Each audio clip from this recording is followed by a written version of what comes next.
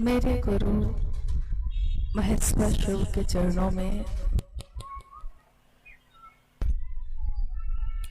मेरा प्रणाम है। इस कालखंड के प्रथम शिव के शिष्य और हम सबों के परम आदरणीय वरेण्य गुरु भ्राता साहब श्री के चरणों में मेरा प्रणाम है। शक्ति स्वरूपा माँ नीलम जी के चरणों में मेरा प्रणाम है और लखनऊ के इस मैदान में उपस्थित आप सभी गुरु भाई गुरु बहन के चरणों में मेरा प्रणाम है।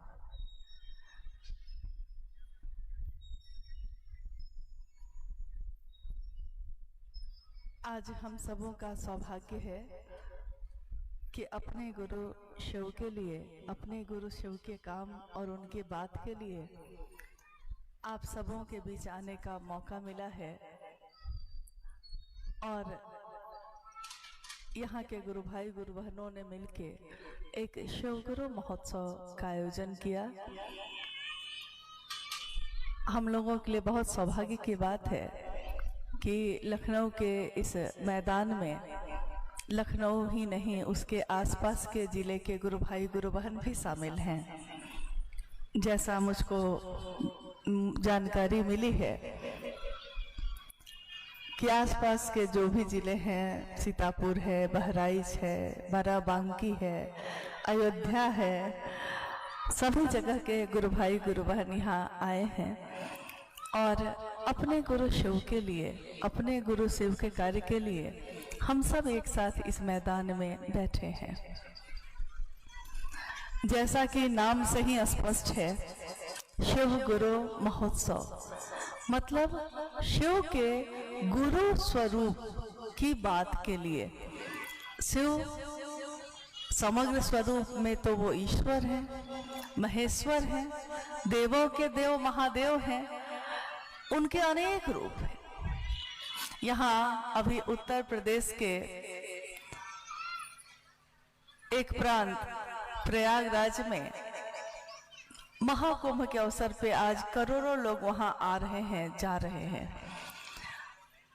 और मेरे मन में ये बात आती है कि अगर महादेव ने उस हलाहल का पान न किया होता तो दुनिया के लोगों को अमृत न मिला होता। महादेव को दुनिया ने चाहे जो दिया, लेकिन महादेव ने दुनिया को जीवन दिया, अमृत दिया, अमृत की बूंदें गिरी, वहां तो इतना सा लाभ है। और जिसके कारण ये है, वो मूल कारण तो महादेव ही है। लेकिन महादेव एक ऐसी सत्ता है जो सबको देने वाले हैं और खुद कुछ भी नहीं चाहते। कहते हैं कि क्या वो करेगा लेकर चढ़ावा, सब कुछ त्याग के बैठा है जो सब कुछ त्याग के बैठा है, जो सब कुछ देने वाला है, उसको हम और आप क्या दे सकते हैं। महादेव के विभिन्न स्वरूपों की पूजा हमारे समाज में, हमारे परिवार में, हमारे देश में, विश्व में होती आई।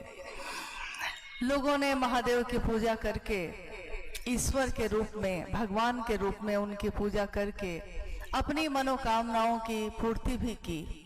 मनोकामना सबकी अलग अलग हो सकती है। स्वाभाविक है कि जब एक इंसान का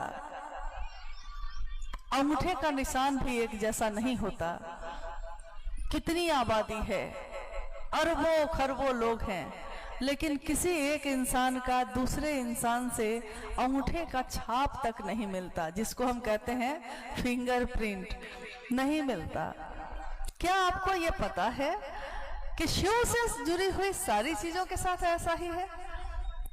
जब हम लोग यहाँ की यात्रा में थे तो हमारे हाथ में जो कंगन है, उस रुद्राक्ष के बारे में हम लोग बात करने लगे। साहब से मैंने सुना कि रुद्राक्ष का भी यही गुण है, एक दाना दूसरे दाने से इतने पेड़ होंगे, इतने करोड़ों रुद्राक्ष होंगे, किसी का मेल किसी से नहीं है, यानी एक जैसा नहीं है, कुछ भी नहीं।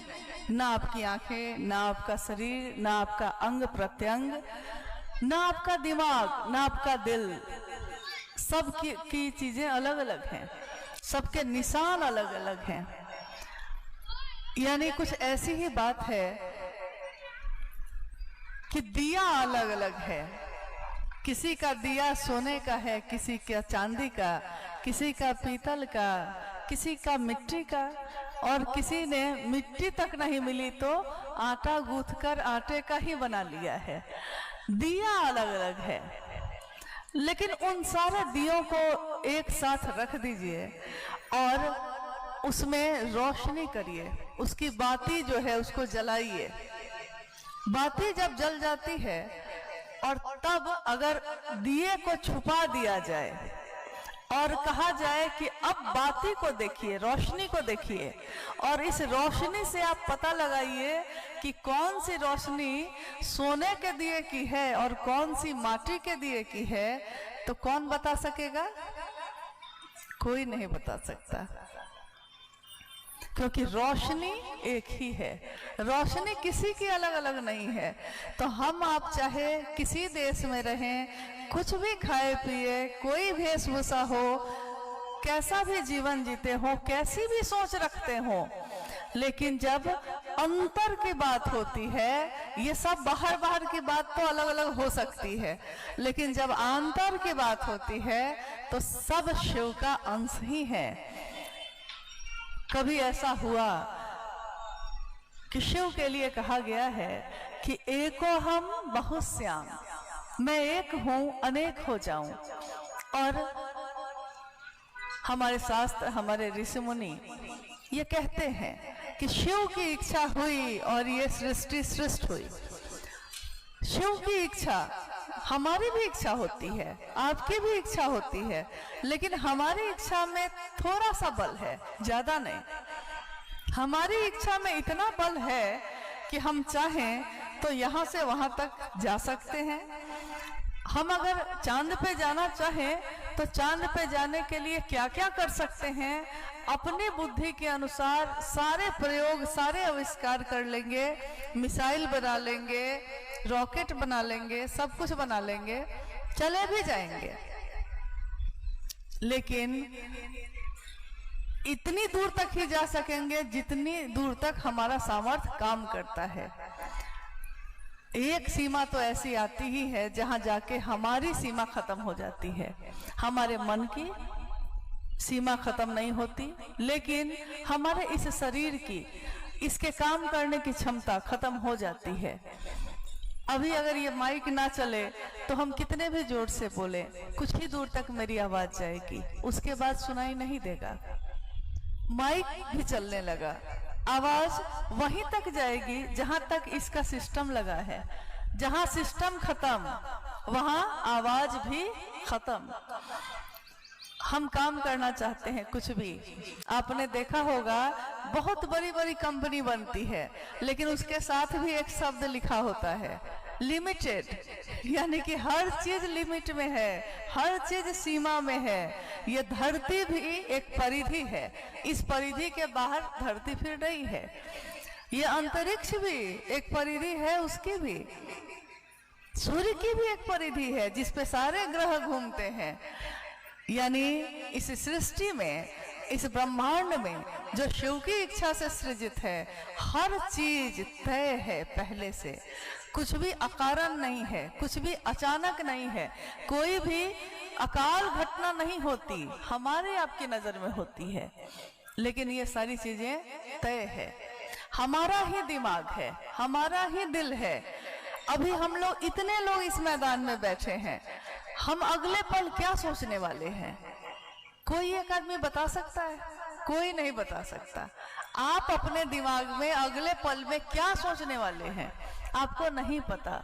यानी कोई तो है जो आपके इस दिमाग में सोच को डालता है, विचारों को भेजता रहता है, और वो कौन है, वो कौन सी सत्ता है जो हमारे ही दिल में, हमारे ही दिमाग में चीजों को भेजती रहती है और बदलती रहती है। कोई नियंत्रण करता है लेकिन वो दिखाई नहीं देता। हम योजना बनाते हैं, दीर्घकालिक योजना, अपने जीवन की बहुत सारी योजना। हमारी योजना कुछ और होती है, लेकिन ईश्वर की कुछ और होती है।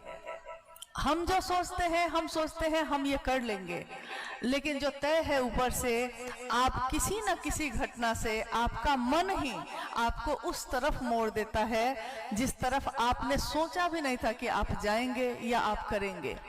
यानी अकारण तो यहाँ कुछ भी नहीं है। महादेव की वो सत्ता जो ईश्वर की है, जो ईश्वरों के ईश्वर महेश्वर की है, उनके सभी रूपों को जो दान दाता स्वरूप रहा है। दान दाता का अर्थ होता है कि आपने मांगा है और उन्होंने दे दिया है।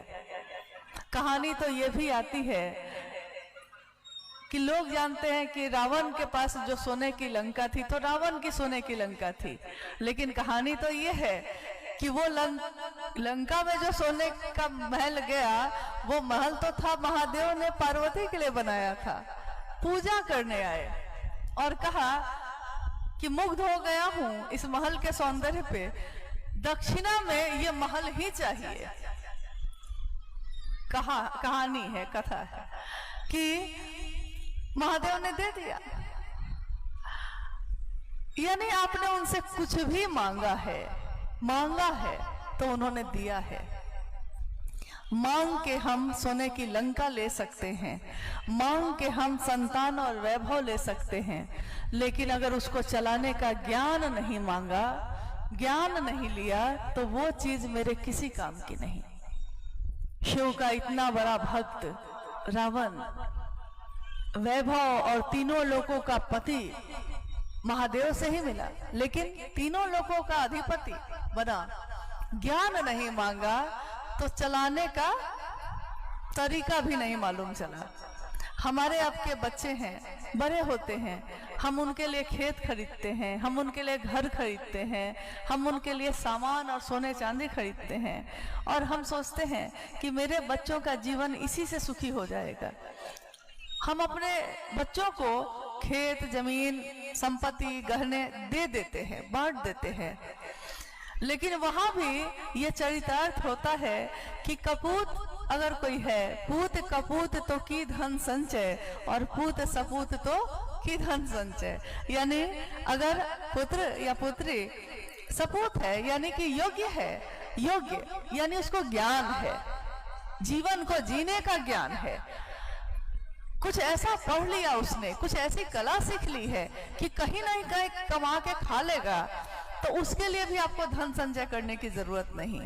और अगर उसको ज्ञान ना हो तो खेत आपने 100 एकड़ भी अगर दे दिया है, लेकिन खेती करने का ज्ञान नहीं हो तो खेत उसके किस काम का। यानी वहां भी ज्ञान की जरूरत है। चीजों को संभाल के रखने के लिए भी ज्ञान की जरूरत है। हमारे घर में जब कोई आता है और हम कहते हैं कि 4-5 दिन के लिए घर तुम्ही पे छोड़ के जा रहे हैं, लौट के आते हैं तो देखते हैं कि सारा कुछ अस्त व्यस्त है, आप कहते हैं घर को संभालने का ज्ञान भी नहीं आता। यानी ज्ञान तो हर चीज में चाहिए। जीवन को जीने की कला गुरु सिखाते हैं, और यहाँ तो जगत गुरु शिव की बात हो रही है। अभी थोड़ी देर पहले एक विषय आया, गुरु, सदगुरु और जगत गुरु। आइए पहले हम लोग थोड़ा इसको स्पष्ट कर ले। स्पष्ट इसलिए कि अगर हमने मान तो लिया है महादेव को गुरु, लेकिन हमारा मन इस बात को समझ नहीं पा रहा कि गुरु मानने की जरूरत क्यों है और उनका शिष्य बन के क्या होता है। अगर हम ये नहीं जानते हैं या नहीं समझ पाए हैं तो हम जो भी काम करेंगे मशीन की तरह करेंगे, देखा देखी कर लेंगे। दूसरा कर रहा है इसलिए हम भी कर लिए, दूसरे ने कहा है कि तीनों सूत्र कर लेना, दया मांग लेना, चर्चा कर लेना, नमन कर लेना, तो कर लिया है, लेकिन समझा ही नहीं। मेरा मन खोजी हुआ ही नहीं, मैंने अपनी खोज शुरू की ही नहीं। दूसरों को जोड़ते जोड़ते मैं खुद कैसे जुड़ूंगा ये मैंने सोचा ही नहीं। दूसरों को स्टेशन पहुंचाने में मैं भी पहुंचूंगा ये भी नहीं सोचा। इसलिए लोगों के बीच ये संशय होता है कि जब गुरु हैं ही बहुत सारे शरीरधारी, तो हम वैसे शिव को गुरु क्यों बनाएं जो दिखते ही नहीं, क्योंकि जो दिखेगा वो ज्ञान देगा। लेकिन यहाँ एक बात हमको समझनी होगी कि संसार में कोई भी अगर शरीरधारी गुरु आता है, यानी गुरु की जो श्रेणी है, जब गुरु की श्रेणी होगी तो उनके शिष्य की श्रेणी भी होगी, स्वाभाविक है ना। जब हम कहते हैं कि माँ है तो पुत्र पुत्री भी होगा, बहन है तो भाई बहन भी होगा, पिता है तो उसकी संतान होगी, दोस्त है तो उसका कोई दोस्त होगा, दोस्त अकेला तो नहीं हो सकता, दुश्मन है, दुश्मनी के भाव के लिए भी दो सत्ता होनी चाहिए, नहीं तो दुश्मनी भी किससे करेगा वो, अकेले किससे दोस्ती और किससे दुश्मनी, यानी दोनों तरफ से सत्ता चलती है। गुरु परंपरा में शरीरधारी असंख्य गुरु हैं, आज भी हैं। सदगुरु श्रेणी में भी शरीरधारी गुरु हैं, लेकिन सही गुरु का अभाव हो गया है। आप अपनी नजर से भी देखिएगा, जब चारों तरफ देखिएगा तो भेष से तो बहुत गुरु मिल जाएंगे। किसी ने गेरुआ वस्त्र पहना है, किसी ने रुद्राक्ष की माला पे माला पहन ली, किसी ने 1.25 लाख का रुद्राक्ष की टोपी ही पहन ली, किसी ने कुछ किया, किसी ने कुछ किया, किसी ने विश्व कल्याण के लिए कुछ और रास्ता अपनाया, कोई अघोर पंथ से चल रहा है, कोई योग के पंथ से चल रहा है। यानी गुरु है, ऐसा नहीं कि नहीं है, परिणाम भी है। तो कहा जा सकता है कि शरीरधारी गुरु से भी आप कुछ सीख सकते हैं, वो भी शिव का ही अंश है। अगर शरीर में कोई गुरु है तो शिव, अगर गुरु नहीं है तो शरीर में भी कोई गुरु नहीं हो सकता। अगर शिव के पास माँ का भाव ना हो, संसार में कोई माँ नहीं हो सकती। शिव के पास पिता का भाव न हो, संसार में पिता का भाव आ ही नहीं सकता, क्योंकि जो भी इस संसार में प्रकटीकरण है, दिखता है, महादेव के पास से अगर वो निश्रित नहीं हुआ, निकला नहीं, तो वो संसार में दिख ही नहीं सकता। तो गुरु भी होंगे, यानी गुरु परंपरा में भी जब हम सर्वोच्च शिखर पे देखते हैं तो हम देखते हैं कि गुरुओं के गुरु कौन है, सदगुरुओं के गुरु कौन है, देवताओं के गुरु कौन है और उनके गुरु कौन है। देवताओं के गुरु बृहस्पति को कहा गया। बृहस्पति के गुरु कौन है? शिव। असुरों के, राक्षसों के गुरु कहा गया शुक्राचार्य है। शुक्राचार्य के गुरु कौन है? शिव। संसार में इंसान जहां रहते हैं, जगत में जितने भी गुरु हैं, अगर उसके मूल में, जड़ में देखिए, उस एक छोटे से गुरु भाई ने हमारे जो उस समय चर्चा की है, मतलब आप लोगों की शिव की चर्चा सुनने के बाद मुझको लगा कि यहाँ तो हम लोग की जरूरत ही नहीं है। इतनी सुंदर बात, इतनी सुंदर भावना, और स्पष्ट, सब कुछ स्पष्ट है कि जड़ को पकड़ लिया तो सब कुछ अपना ही है। राजा अपना है तो उसकी राज्य की सारी चीजें भी अपनी ही है। जड़ को पकड़ लिया, देखिए कितनी बड़ी बात कही उसने। यानी अगर गुरु और सदगुरु के परंपरा से भी आप खोजने चलिएगा कि आखिर कोई गुरु है संसार में, तो उसका गुरु कौन, उसका गुरु कौन, उसका गुरु कौन, तो अंत में जाके समाप्त होती है ये यात्रा महादेव के पास। सदगुरु, इसमें अंतर क्या है? गुरु यानी एक शरीरधारी सामान्य गुरु अपने साधना से, साधना यानी कि आपने देखा होगा कोई बैठ के ऐसे तपस्या कर रहा है, कोई मंत्रों का जप कर रहा है, अपनी साधना से। साधना मतलब जिस देवी या देवता की आप पूजा कर रहे हैं, उसको आप सोचे हैं अब साध कर उससे मिलेंगे। कहने का मतलब हुआ साध कर, मतलब क्या देवी या देवता को हम साध लेंगे या वो हमको साधेंगे? क्या होगा ये? साधना मतलब कि श्रम युक्त भक्ति, यानी एक ऐसी भक्ति जिसमें आप अपनी ताकत लगा रहे हैं, अपनी शक्ति लगा रहे हैं। तो एक सीमा के बाद आपकी शक्ति होगी खत्म। एक सीमा तक तो काम कर सकती है, उसके बाद नहीं। एक कुर्सी उठाने तक आप खुद से उठा सकते हैं, लेकिन अगर आपको सोफा उठाने के लिए कहा जाएगा, चौकी या पलंग उठाने के लिए कहा जाएगा, तो आप अकेले नहीं कर सकते। यानी वहां आपकी शरीर की शक्ति खत्म। मानसिक शक्ति, मन में शरीर से बहुत ज्यादा शक्ति होती है। मानसिक शक्ति यानी आपने आज जो घर बनाया है और आप जिसमें रहते हैं, किसी दिन वो घर नहीं था, लेकिन आपके मन ने सोचा था, आपके मन में सोचा कि एक घर बनाऊंगा। नहीं कहते एक घर हो सपनों का, उसमें ऐसा होगा, 4 बेडरूम बनेगा। देखिए उस दिन हम लोग जो बात करते हैं, क्या क्या बात करते हैं, हम कहते हैं उसमें 4 बेडरूम, एक ड्राइंग रूम, एक किचन, एक लॉन, एक ये सारी चीज। क्या ये सारी चीजें बाहर बन गई है? नहीं, आपने उस दिन इन चीजों को अपने मन में सोचा है, आप अपने मन में सोच रहे हैं, और ये चीजें जो 1 साल या 2 साल बाद सामने मूर्त होंगी, प्रकट होंगी, बन जाएंगी, ये उस दिन आपके मन में बन रही हैं। और मन में जिन चीजों को आपने बना लिया, अगर आप उस पे ठहरे रह गए, संकल्पित रह गए कि हम इस काम को करके रहेंगे चाहे जो हो जाए, तो एक दिन आप उस काम को कर ही लेते हैं। सामने दिखता है 2 साल बाद, लेकिन बन तो गया था उसी दिन जिस दिन आपने मन में सोचा था।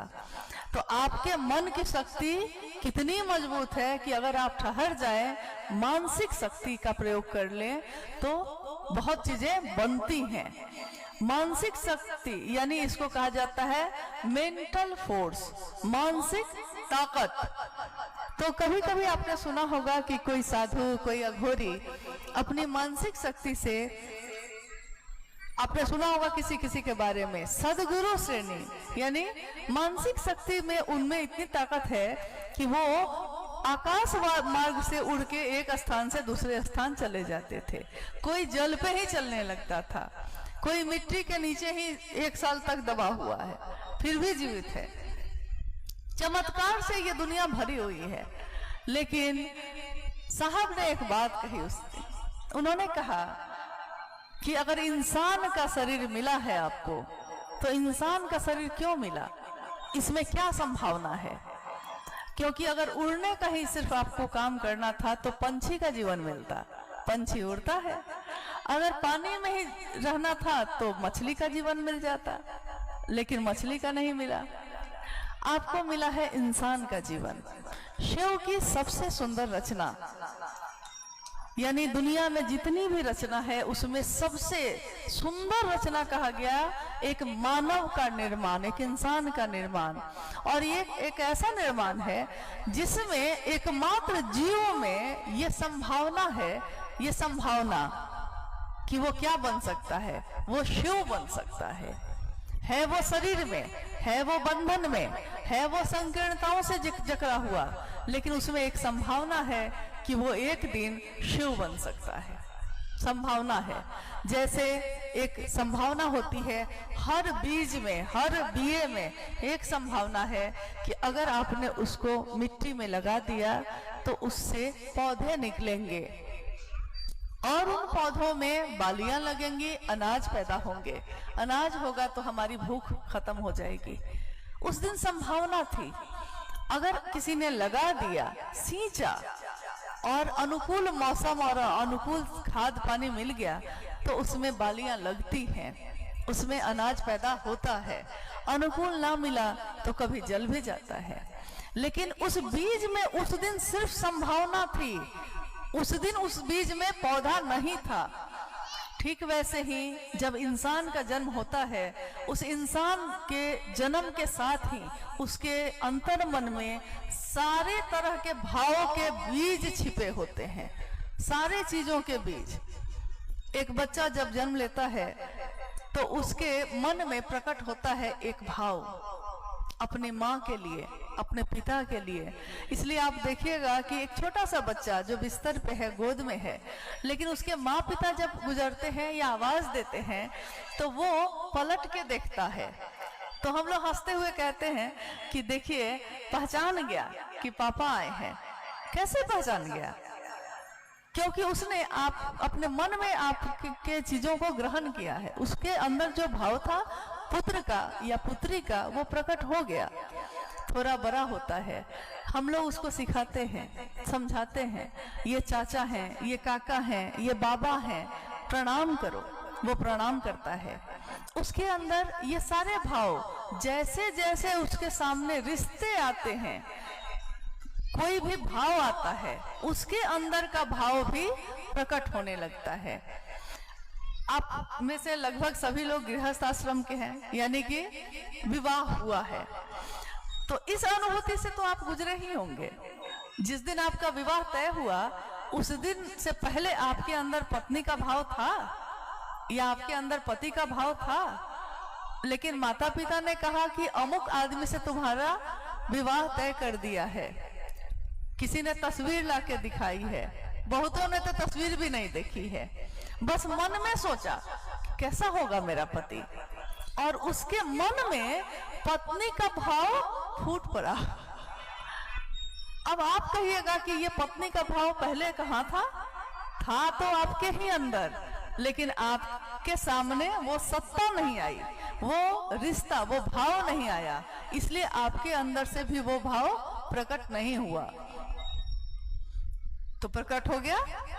अब पति बनेंगे तब जब शादी होगी, लेकिन शादी होते होते तक में ये पत्नी का भाव गहरा हो गया, प्रगाढ़ हो गया, और जाते ही उस घर में, जबकि वो अनजान है आपके लिए, पूरा का पूरा घर अनजान है, आप किसी को पहले से नहीं जानते, लेकिन आप उस घर में जाती हैं और आपको लगता है कि सबसे ज्यादा अपना कौन लगा उस दिन, जिस दिन अपने ससुराल गए थे, अपने माँ पिता, अपने भाई बंधु को छोड़ के जिस दिन गई थी, उस घर में सबसे अपना कौन लगा था? किस पे विश्वास करके गई थी? पति पे। पति अपना लगा, भला है बुरा है जैसा भी है, मेरा पति तो मेरा देवता है। हम लोग ये भी बोले, यानी कि पत्नी का भाव इतना गहरा हो चुका था कि जब तक मिले तब तक में विश्वास भी उसी पे, उसी के सहारे एक अनजान घर में चले गए। और पति के तरफ से भी अगर देखिएगा तो आपको पता चलेगा कि जिसको वो घर में लाया और जिसके ऊपर अपनी अलमारी की चाबी और अपना सारा कुछ सौंप दिया, उसके अंदर भी वही भाव चल रहा था।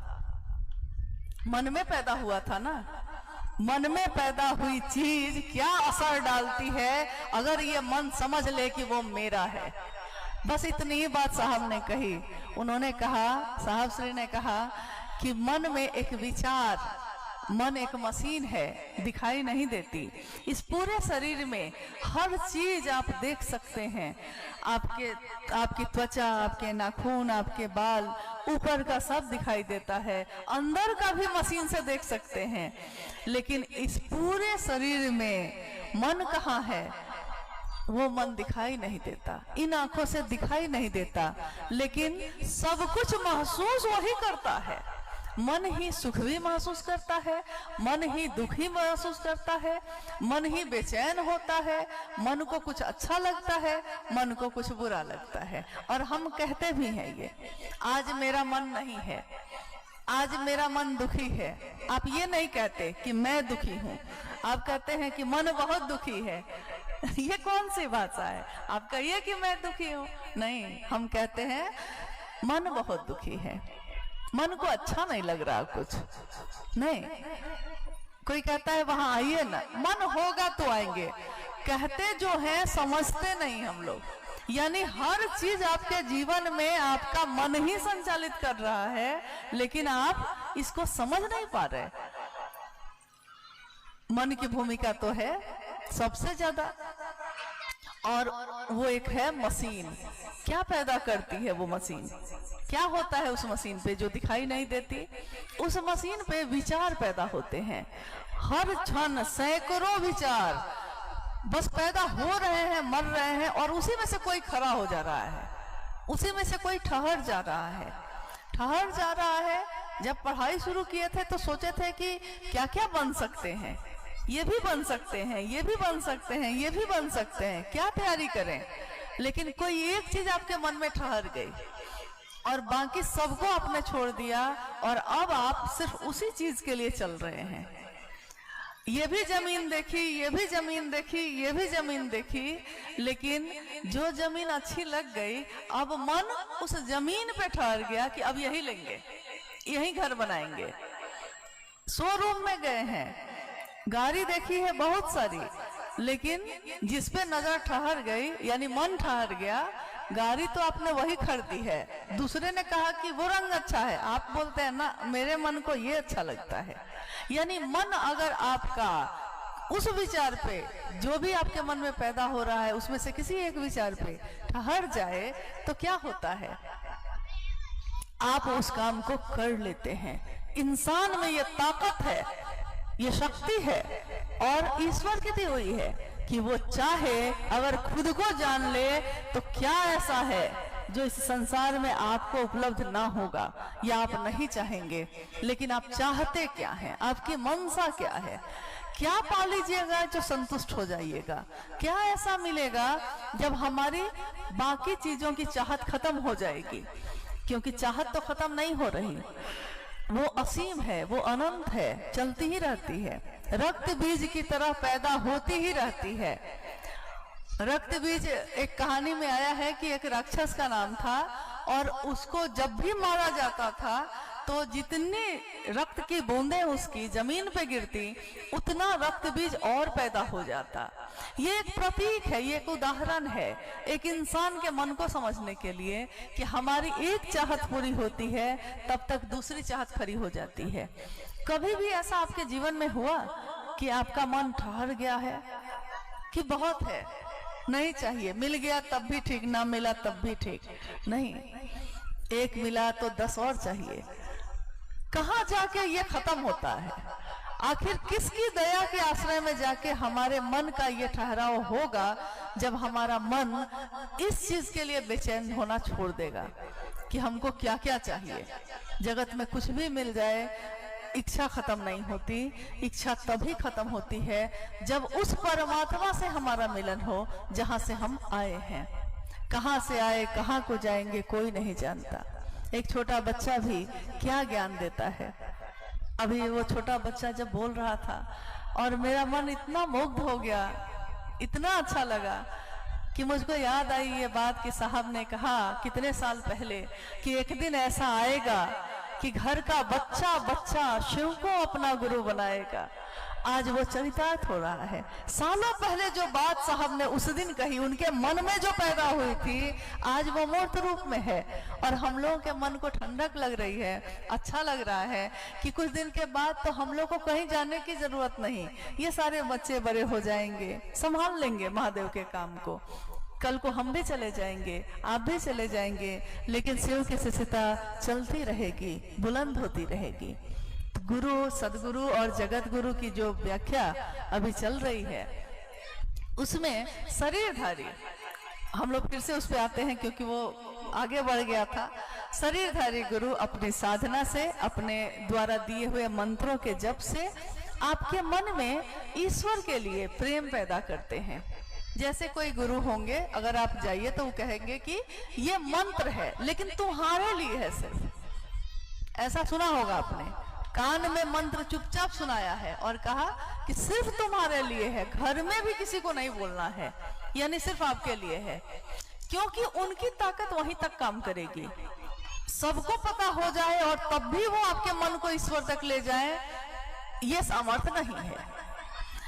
कहीं ना कहीं एक बंधन है, एक परिधि है, इतना तक हम आपके लिए कर सकते हैं। साधना यानी योग, योग भी कर सकते हैं। उपासना, नजदीक जाकर बैठकर स्पर्श से, कोई है कि अपने अंगूठे के स्पर्श यहाँ करते हैं और सामने वाला समाधि में चला जाता है। यानी आपने स्पर्श से, अपनी वाणी से, यानी जो वो बोल रहे हैं वो सुन के अपने पास बैठाकर साधना मंत्रों के जप से ईश्वर की तरफ आपको लेकर चल सकते हैं।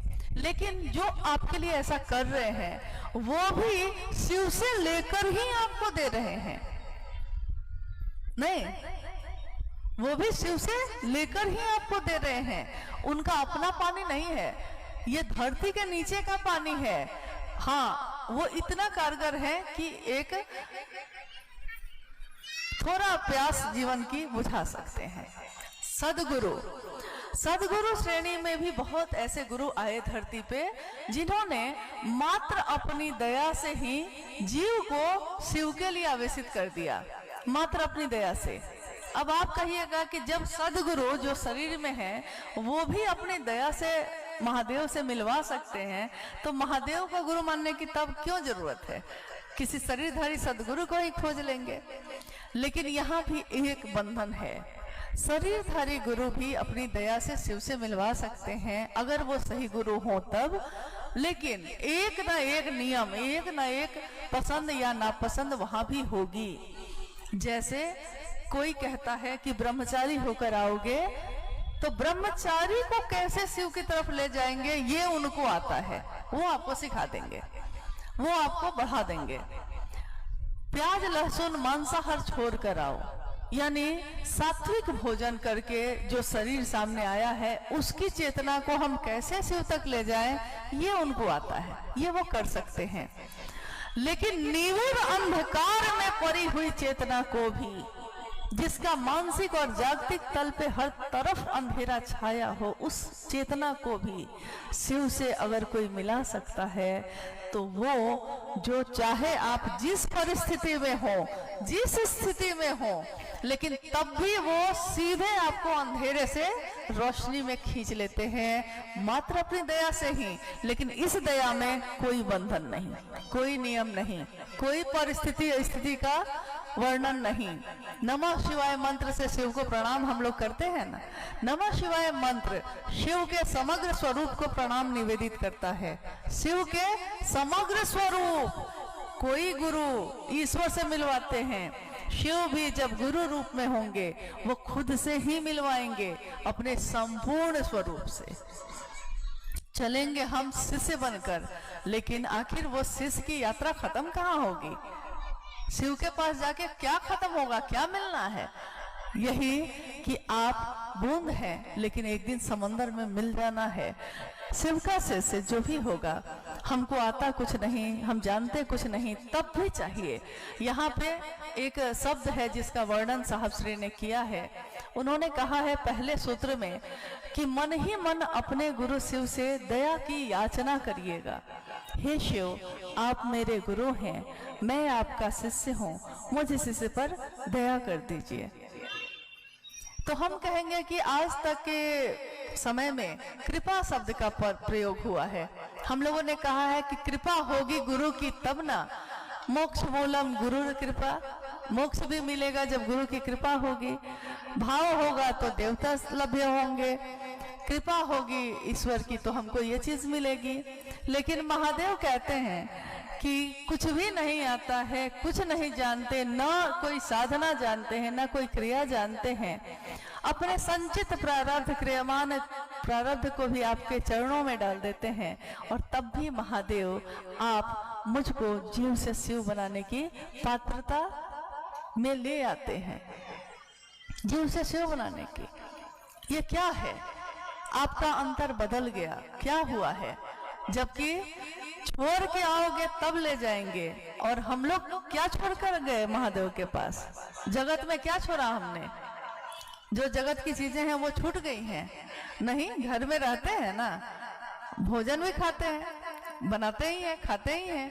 गृहस्थ आश्रम में अपने परिवार, अपने रिश्तेदार, अपने समाज, अपनी दुनिया के लोगों के साथ रहते हैं, हंसते हैं, बोलते हैं, रोते हैं, सारे काम करते हैं, पढ़ते हैं, लिखते हैं, नौकरी करते हैं, व्यापार करते हैं, जगत को बेचकर जगत खरीदते हैं।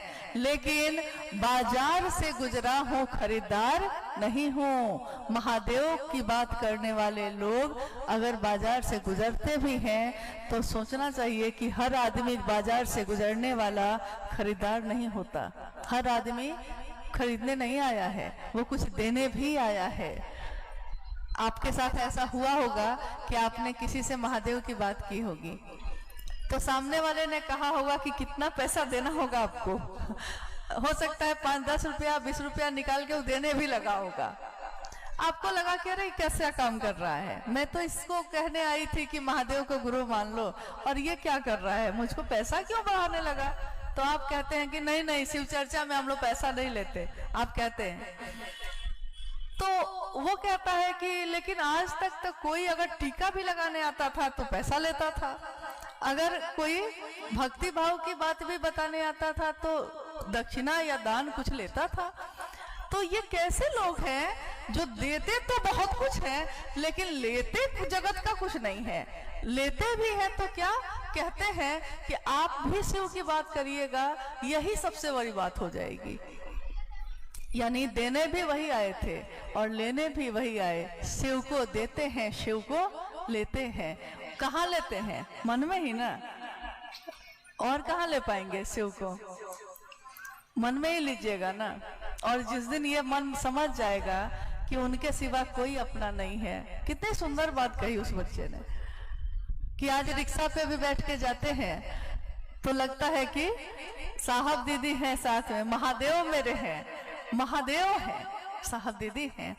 तो ये बल कितना बड़ा बल है हमारा कि हमको कहीं भी अकेला नहीं होने देता। एक बार साहब बैठे हैं तो बरामदे में उस दिन वो संजोग ऐसा हुआ कि सारे लोग, कोई उधर चला गया, कोई उधर चला आया। तो एक गुरु भाई हम लोग के हैं, तो उन्होंने देखा कि अरे साहब अकेले बैठे हैं, तो वो तेजी से आए। तो उन्होंने साहब से कहा कि मैंने देखा कि आप अकेले बैठे हैं, इसीलिए मैं जल्दी से आ गया। तो साहब ने कहा अकेला था नहीं, अब हो गया हूँ। मतलब जब मैं अभी बैठा था तो मैं तो अपने महादेव के साथ था, अकेला कब था। लेकिन आप आ गए, आपने दूसरी बात शुरू कर दी है, तो मैं अब अकेला हो गया हूँ। महादेव का शिष्य बनना, शिव का शिष्य बनना और बनने की प्रक्रिया में बन जाऊं, इसके लिए ये तीनों सूत्र करना हमारे जीवन में परिणाम लाता है। परिणाम यानी कोई ऐसा काम जिसके करने के बाद उसका रिजल्ट सामने दिखाई दे। राशन खरीद के लाते हैं, गैस का चूल्हा भी लगा लिया है हमने, और उसका रिजल्ट तब दिखता है जब भोजन बन के आपकी थाली में आ जाता है। राशन से भोजन नहीं बनेगा, सिर्फ चूल्हे से भोजन नहीं बनता, लेकिन उसका परिणाम होता है कि भोजन आ गया, और उसका भी पूरा परिणाम नहीं है जब तक आपने खा नहीं लिया, आपकी भूख खत्म ना हो गई। यानी हर काम का एक परिणाम है। नौकरी की है आपने 30 दिन, लेकिन उस नौकरी का परिणाम यह है कि 30 दिन के बाद आपके पास महीने की तनख्वाह आ गई है, तो आपके लिए उस नौकरी का वो परिणाम है। महादेव की चर्चा की है आपने, महादेव मेरे गुरु हो जाएं, मैं उनका शिष्य हो जाऊं, इसका परिणाम ये है कि मेरी बात सुन के या मुझसे मिलके अगर आपको महादेव की याद ना आई तो मेरे आने का भी कोई मतलब नहीं, मेरी बात करने का भी कोई मतलब नहीं। आप जगह जगह गए, आपने महादेव की बात की, आपने खूब सुंदर चर्चा की, आपने खूब सुंदर भजन गाया, लेकिन आप गए और जिसने सुना वो भूल गया, तो आपकी उस चर्चा का भी परिणाम नहीं आया। चर्चा तो हुई, परिणाम रिजल्ट नहीं आया। महादेव के इस गुरु कार्य में आपकी हमारी जो सहभागिता है, जो सहयोग है, वो अनुकरणीय है, क्योंकि जीवन के झंझावात में रहते हुए भी महादेव याद आते हैं। जैसा मैंने अभी कहा कि हमने कुछ भी छोड़ा नहीं, लेकिन हमारा मन बदल गया, हमारा अंतर बदल गया। बाहर से तो सब कुछ वही दिखता है, लेकिन इंसान अंदर से बदल गया, क्योंकि शिव आपके अंतर मन को बदलते हैं। जो तृष्णा थी, जो खोज थी, जो भटकाव था, वो शांत कर देते हैं, रोक देते हैं, ठहर जाता है वो। आइए हम लोग कुछ जिज्ञासाओं पे बात कर लेते हैं, अगर आपकी तरफ से आई है, और अगर नहीं आई है तो आप कोशिश कीजिए, अगर भेज सकते हैं तो भेजिए। ये गुरु का मंच है, स्वाभाविक है, गुरु शिव है तो उन्हीं का मंच है। और इसमें एक अद्भुत सी बात है शिव शिष्टता में कि मंच गुरु का होता है और शिष्य अपने गुरु की तरफ से बात करता रहता है। कौन शिष्य? जिसने कभी शास्त्र नहीं पढ़े, जिसने बहुत वेद पुराण नहीं पढ़े हैं, लेकिन जो उसके हृदय में पैदा होता है वो वही बात कहना शुरू कर देता है। गुरु का मंच है, गुरु की बात है, लेकिन न यहाँ कोई विद्वान है, न यहाँ कोई पंडित है, न यहाँ कोई प्रवचन करता है, न यहाँ कोई सत्संग हम लोग कर रहे हैं, ये सब चीजें अच्छी हैं, लेकिन एक सीमा के बाद ये चीजें काम नहीं करती, अस्थायित्व नहीं होता इसमें। जब तक कोई सुंदर भजन बजता रहता है, हमारा मन डूब जाता है उसमें। उस समय तो ऐसा लगता है कि जैसे एकदम महादेव के पास ही पहुंच गए हैं। कोई हर हर महादेव करता है जोर से, तो क्षण भर के लिए मन में एक अजीब सी तरंग, एक अजीब सा आवेश पैदा होता है। हम भी अपने हाथों को उठा के कह देते हैं उसके कहने पे कि हर हर महादेव। कोई कहता है जागा जागा महादेव, तो हम उससे भी जोर से बोलते हैं जागा जागा महादेव। लेकिन ये जागा जागा महादेव ये हम भूलते नहीं हैं, ये जगा ही रहता है। हमारे मन में जो सोया था उसको शिव ने जगा दिया। आइए हम इस पे बात कर लें। जिज्ञासा है कि अपने गुरु शिव का एक सच्चा शिष्य कैसे बन पाएंगे, ये तीनों सूत्रों को ईमानदारी से कैसे करें, कृपया समझाया जाए। देखिए, जिज्ञासा है कि अपने गुरु शिव का सच्चा शिष्य कैसे बने। शिष्य जब हो जाता है तो उसमें सच्चा झूठा कुछ नहीं होता, क्योंकि शिष्य और गुरु की परंपरा में यही एक अंतर है। पूजा के लिए, महादेव की पूजा के लिए भाव चाहिए, विश्वास चाहिए, समर्पण चाहिए। लेकिन शिष्य कभी अपने गुरु पे विश्वास करता है? अमूमन शिष्य तो विश्वास भी नहीं करता। हम आप जो पढ़ने गए थे स्कूल में, तो क्या मास्टर साहब से प्रेम था? प्रेम भी नहीं था। विश्वास तो बहुत दूर की चीज है।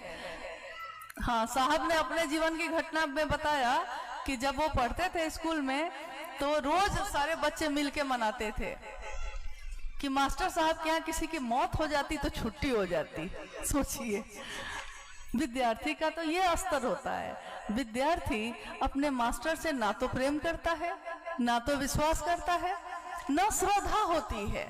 मास्टर हैं, आ गए हैं तो गुड मॉर्निंग सर कह दिया, लेकिन इसमें कोई श्रद्धा नहीं है। अनुशासन जो कायम किया गया है ऊपर से, उस अनुशासन का पालन वो कर रहा है। शिव की शिष्यता में, गुरु शिष्य परंपरा में कहीं भी वही शिव ईश्वर के रूप में, वहां समर्पण चाहिए, पूजा में विश्वास चाहिए। वही शिव जब गुरु की कुर्सी पे हैं, तो आप में विश्वास है तब भी ठीक, ना विश्वास है तब भी ठीक, बस खड़े रहिएगा, बस कक्षा में हाजिर रहिएगा। नहीं कहते अटेंडेंस बनना चाहिए, बस गुरु तो खुद ही सिखा लेते हैं। तो आपने कहा कि सच्चा शिष्य कैसे बनेंगे? ये तो गुरु बनाएंगे, आपको कहाँ बनना है। और वो महादेव जब गुरु होते हैं तो उसी के नाथ हो लिए जो उनके साथ हो लिया, उसी के हो गए वो जो जिसने कह दिया शिवम शिवम शिवम शिवम। यानी आपको महादेव जैसा नहीं होना है, महादेव ही आपके जैसा हो जाता है। कोई कपालिक बन के पुकारता है तो महादेव कपालेश्वर बन जाते हैं। कोई योगी बन के पुकारता है, महादेव योगेश्वर बन जाते हैं। कोई अघोरी बन के पुकारता है, अघोरेश्वर हो जाते हैं। और कोई जीवन मृत्यु के चक्र से छुटकारा चाहता है तो महामृत्युंजय बन जाते हैं। कोई काल से परे सत्ता के पुकारता है तो महाकाल बन जाते हैं। कोई प्रेम से, निर्मल हृदय से पुकारता है तो भोला बन जाते हैं। कोई पति के जीवन के लिए प्रार्थना करता है तो उमा के पति बन के आशीर्वाद देने आ जाते हैं। कोई गुरु बन के लिए पुकारता है तो गुरु बन के आ जाते हैं। और गुरु बन के जब आते हैं तो आपको, हमको जितना नहीं मालूम, महादेव को तो मालूम है कि ये जीवात्मा हजारों साल बाद क्या सोचेगी, ये शिव को मालूम है। तो हमारे चेतना को किस तरह ले जाना है ये उनको पता है। सच्चा होंगे कि झूठा होंगे, लेकिन ये तो गुरु जानेंगे। शिष्य की राह पे चल पड़े हैं हम लोग, तो चले। और जो साहब ने बताया है कि किस तरह से चल सकते हैं, उसको करने की कोशिश करें। 3 सूत्रों के अलावा उन्होंने कोई कर्मकांड शिव शिष्यता में नहीं बोला। ये थोड़ा बड़ा कार्यक्रम है, हालांकि अभी के लिए, यहाँ के लिए सिर्फ है। तो भले आप देख रहे हैं कि एक मंच बना दिया गया है या तस्वीर रखी है, हम लोगों ने माल्यार्पण किया है, लेकिन अमूमन अपने दैनिक जीवन के कामों में हम लोग इन चीजों को भी नहीं करते। क्योंकि महादेव की बात तो जगह जगह जाके करनी है। हम कहाँ कहाँ तस्वीर ले जा सकेंगे, हम कहाँ कहाँ बैनर लेके चल सकेंगे, हम कहाँ कहाँ ये कर सकेंगे। इसलिए शिव की शिष्यता में, शिव चर्चाओं में जो आयोजन होते हैं उसमें साहब ने कहा, ना उन्होंने तस्वीर रखने के लिए कहा, ना हटाने के लिए कहा। अगर लोग उससे जुड़ते हैं तो वैसे जुड़ जाएं, ऐसे जुड़ते हैं तो ऐसे जुड़ जाएं। मुख्य बात है जुड़ाव करना, मन का मिलना, मन में शिव को उतारना। और महादेव की दया कैसे काम करती है, जैसे जब हम लोग यहाँ बैठे थे, देखिए हम लोग के दैनिक जीवन में ये दया काम करती है। जब हम लोग यहाँ बैठे थे तो राजेश जी ने कहा कि पीछे कर देते हैं इसको, क्योंकि धूप बहुत तेज है। मैंने मन में सोचा, देखिए हर बात में तो साहब की बात ही याद आती है। लोगों को बड़ी दिक्कत है कि इतना साहब का नाम क्यों लेते हैं, लेकिन दिक्कत क्यों हो, सब कुछ दिया है उन्होंने, तो जिसने दिया है उसका नाम भी ना लेंगे, ऐसा कैसे होगा। उन्होंने कहा कि प्रेम जब होता है तो प्रेमी सोचता है कि मैं जागूं तू सो जाए, मेरी निंदिया तोहे मिल जाए, मैं जागूं तू सो जाए। तो मुझको लगा कि अगर धूप लग रही है तो सिर्फ मुझको लगे, लेकिन आप लोग तो छाया में रहिए कम से कम। तो मुझको धूप लगे, आप छाया में रहिए, माँ नीलम आनंद के आंचल के छाया में रहिए, वही अच्छा है। एक आदमी तो बर्दाश्त कर सकता है, महादेव कितनी दया करते हैं। क्या मुझको धूप बर्दाश्त करनी पड़ रही है? नहीं, जो उन पे निर्भर होता है वो उसको निर्भय करते हैं। ये मौसम बदल जाता है, ये चीजें, परिस्थिति, स्थिति बदल जाती है, जहाँ शिव की बात होती है। अगर सही मनसा से कोई शिव का शिष्य अपनी सही मनसा से महादेव के काम के लिए निकलता है तो ये मौसम, ये कायनात भी उसका साथ देती है। आपने भी यहाँ किया होगा, आप जब निकले होंगे किसी न किसी ने आपकी मदद की होगी। आप नहीं जानते कि वो आदमी कौन था जिसने आपकी मदद की, क्योंकि उसके बाद आपसे वो मिलता भी नहीं है। सवारी नहीं मिली, कोई आ जाता है अचानक, रात हो गई है, कोई मिल जाता है पहुंचाने वाला, घर में ऐसा हो गया कि निकल नहीं पा रहे हैं, कोई आ जाता है संभालने वाला। देखिए महादेव ने तो क्या नहीं किया हम लोगों के लिए, क्या नहीं करते, हम क्या करते हैं उनके लिए। सच्चा शिष्य बनेंगे कि नहीं, इस बात को केवल करिएगा कि तीनों सूत्र जैसा उन्होंने कहा है वैसा ही करने की कोशिश करिएगा। क्योंकि अक्षरशः कोई भी सूत्र, आपने सुना है 3 सूत्र, सूत्र का मतलब फॉर्मूला, यानी फॉर्मूला गणित का जो विद्यार्थी होगा वो समझ जाएगा। फॉर्मूला मतलब कि जितने किताब के जितने गणित हैं ये इस फॉर्मूला पे बन जाएंगे। फॉर्मूला एक ही है, लेकिन पूरी किताब के जितने मतलब प्रश्न हैं सब हल हो जाएंगे अगर इस फॉर्मूला से चलेंगे तब, और हल हो जाते हैं। साहब ने कोई कर्मकांड नहीं बताया, कभी उन्होंने कहा कि आप पूजा करते हैं कि नहीं करते हैं, आप प्रसाद चढ़ाते हैं कि नहीं चढ़ाते हैं, आप आरती करते हैं कि नहीं करते हैं, आप किस जाति के हैं, आप किस धर्म के हैं, आप किस वर्ण के हैं, आप पुरुष हैं या स्त्री हैं, आप अमीर हैं या गरीब हैं, कुछ भी नहीं। क्योंकि महादेव की बात जब होती है तो ये बात आध्यात्मिक होती है, और आध्यात्मिक बात यानी कि एक आध्यात्मिक आयोजन, एक आध्यात्मिक क्रियाकलाप किसी भी व्यक्ति का अगर होता है तो उसमें इन चीजों के लिए कोई जगह नहीं होती। महादेव की बात करने वाले का दिल सबके लिए खुला होता है, यहाँ कोई पराया नहीं होता। यहाँ वसुधैव कुटुंबकम, सारी वसुधा के लोग मेरे कुटुंब हैं, मेरा परिवार है। इसीलिए माँ नीलम आनंद जी ने सभी शिव शिष्यों के लिए ये कहा, ये शिव शिष्यों का परिवार है।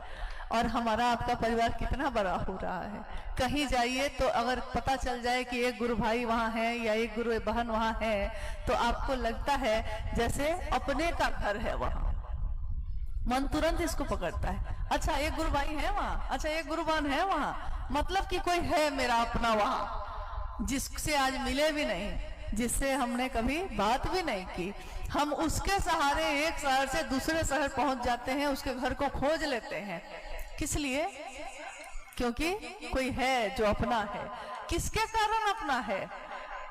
महादेव के कारण अपना हुआ वो। और महादेव की बात इस कालखंड में अगर साहब ने नहीं कही होती कि सबके गुरु शिव हो सकते हैं, शिव के शिष्य तो पहले भी आए, लंबी चौड़ी श्रृंखला है शिव के शिष्यों की। कुछ जो किताब में लिखी गई, कुछ ऐसे जिनका नाम शायद दुनिया को पता भी नहीं चला, लेकिन वो भी शिव के शिष्य हुए होंगे।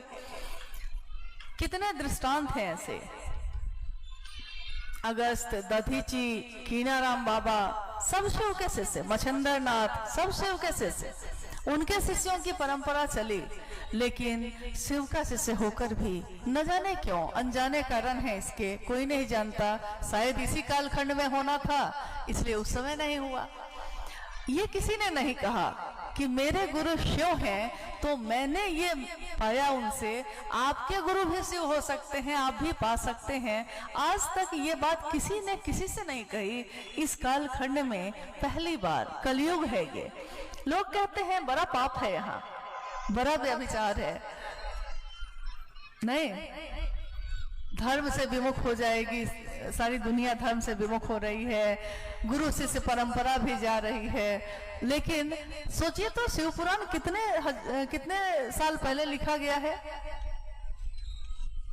उसमें लिखा है कि जब सारा संसार धर्म से विमुख हो जाएगा, जब गुरु शिष्य परंपरा भी जाती रहेगी और नैतिकता का पतन हो जाएगा, पाप का बोलबाला हो जाएगा, ये सारी चीजें हो जाएंगी, सारी दुनिया के लोगों के लिए एकमात्र उपाय बचेगा नमः शिवाय। उसमें मंत्र है। साहब श्री ने क्या कहा? उन्होंने तो उस समय कोई शास्त्र भी नहीं पढ़ा था, उनको तो मालूम भी नहीं था। ये बात उन्होंने बार बार कही, लेकिन उन्होंने कहा शिव की शिष्यता एकमात्र उपाय, एकमात्र विकल्प है। अब कुछ भी हमारी चेतना में रोशनी नहीं ला सकता। कुछ क्षण के बाद सब साथ छोड़ेंगे, चाहे वो शरीरधारी गुरु हो या अपने हो, रिश्तेदार हो, जो हो। इसलिए कोशिश ये करनी है कि जैसा उन्होंने तीनों सूत्र में कहा है, हम बिल्कुल वैसा करें। अमूमन लोग चर्चा के लिए जब आते हैं तो वो कहते हैं महादेव को प्रणाम, साहब दीदी को प्रणाम, साहब ने 3 सूत्र दिए हैं, दया, चर्चा, नमन, ठीक है, अब आप सभी को प्रणाम कह के वो चले जाते हैं। ये बोलते हैं, ये तो अच्छी बात है, लेकिन दया मांगना सिर्फ बोलना नहीं है, दया मांगनी भी है। ये करना है हम लोगों को। शिव की चर्चा करनी है, लेकिन शिव की चर्चा किस लिए करनी है? क्या सिर्फ इसलिए कि लोग सुने कि हम कितना अच्छा बोलते हैं, या शिव की चर्चा इसलिए करनी है कि महादेव आपके मन में भी उतने ही गहरे हो जितना आपने दूसरे के मन में उनको बैठाने की कोशिश की है। महादेव आपके मन में भी प्रवेश करें और महादेव उसके मन में भी प्रवेश करें। स्वयं और समूह, खुद को भी और जो सुनते हैं उनको भी, दोनों का मन अगर शिव भाव से आप्लावित ना हो तो शिव की चर्चा का कोई अर्थ नहीं, कोई परिणाम नहीं। इसलिए शिव की चर्चा जब भी करिएगा, महादेव से दया मांग के करिएगा, तो आप चाहे भीड़ में, लाखों की भीड़ में करिएगा तब भी, अकेले आदमी से करिएगा तब भी, आपका मन हमेशा संतुलित रहेगा। क्योंकि महादेव की दया का आश्रय लिया है आपने, महादेव को प्रणाम करने की विधा सीखी है आपने। मन झुकता है, मेरे दोनों हाथ ना भी रहे तब भी मेरा मन जिसको प्रणाम करता है, मेरा मन तो उसके लिए झुका ही रहेगा। मेरा सर झुका है, झुका ही रहेगा। किसके लिए?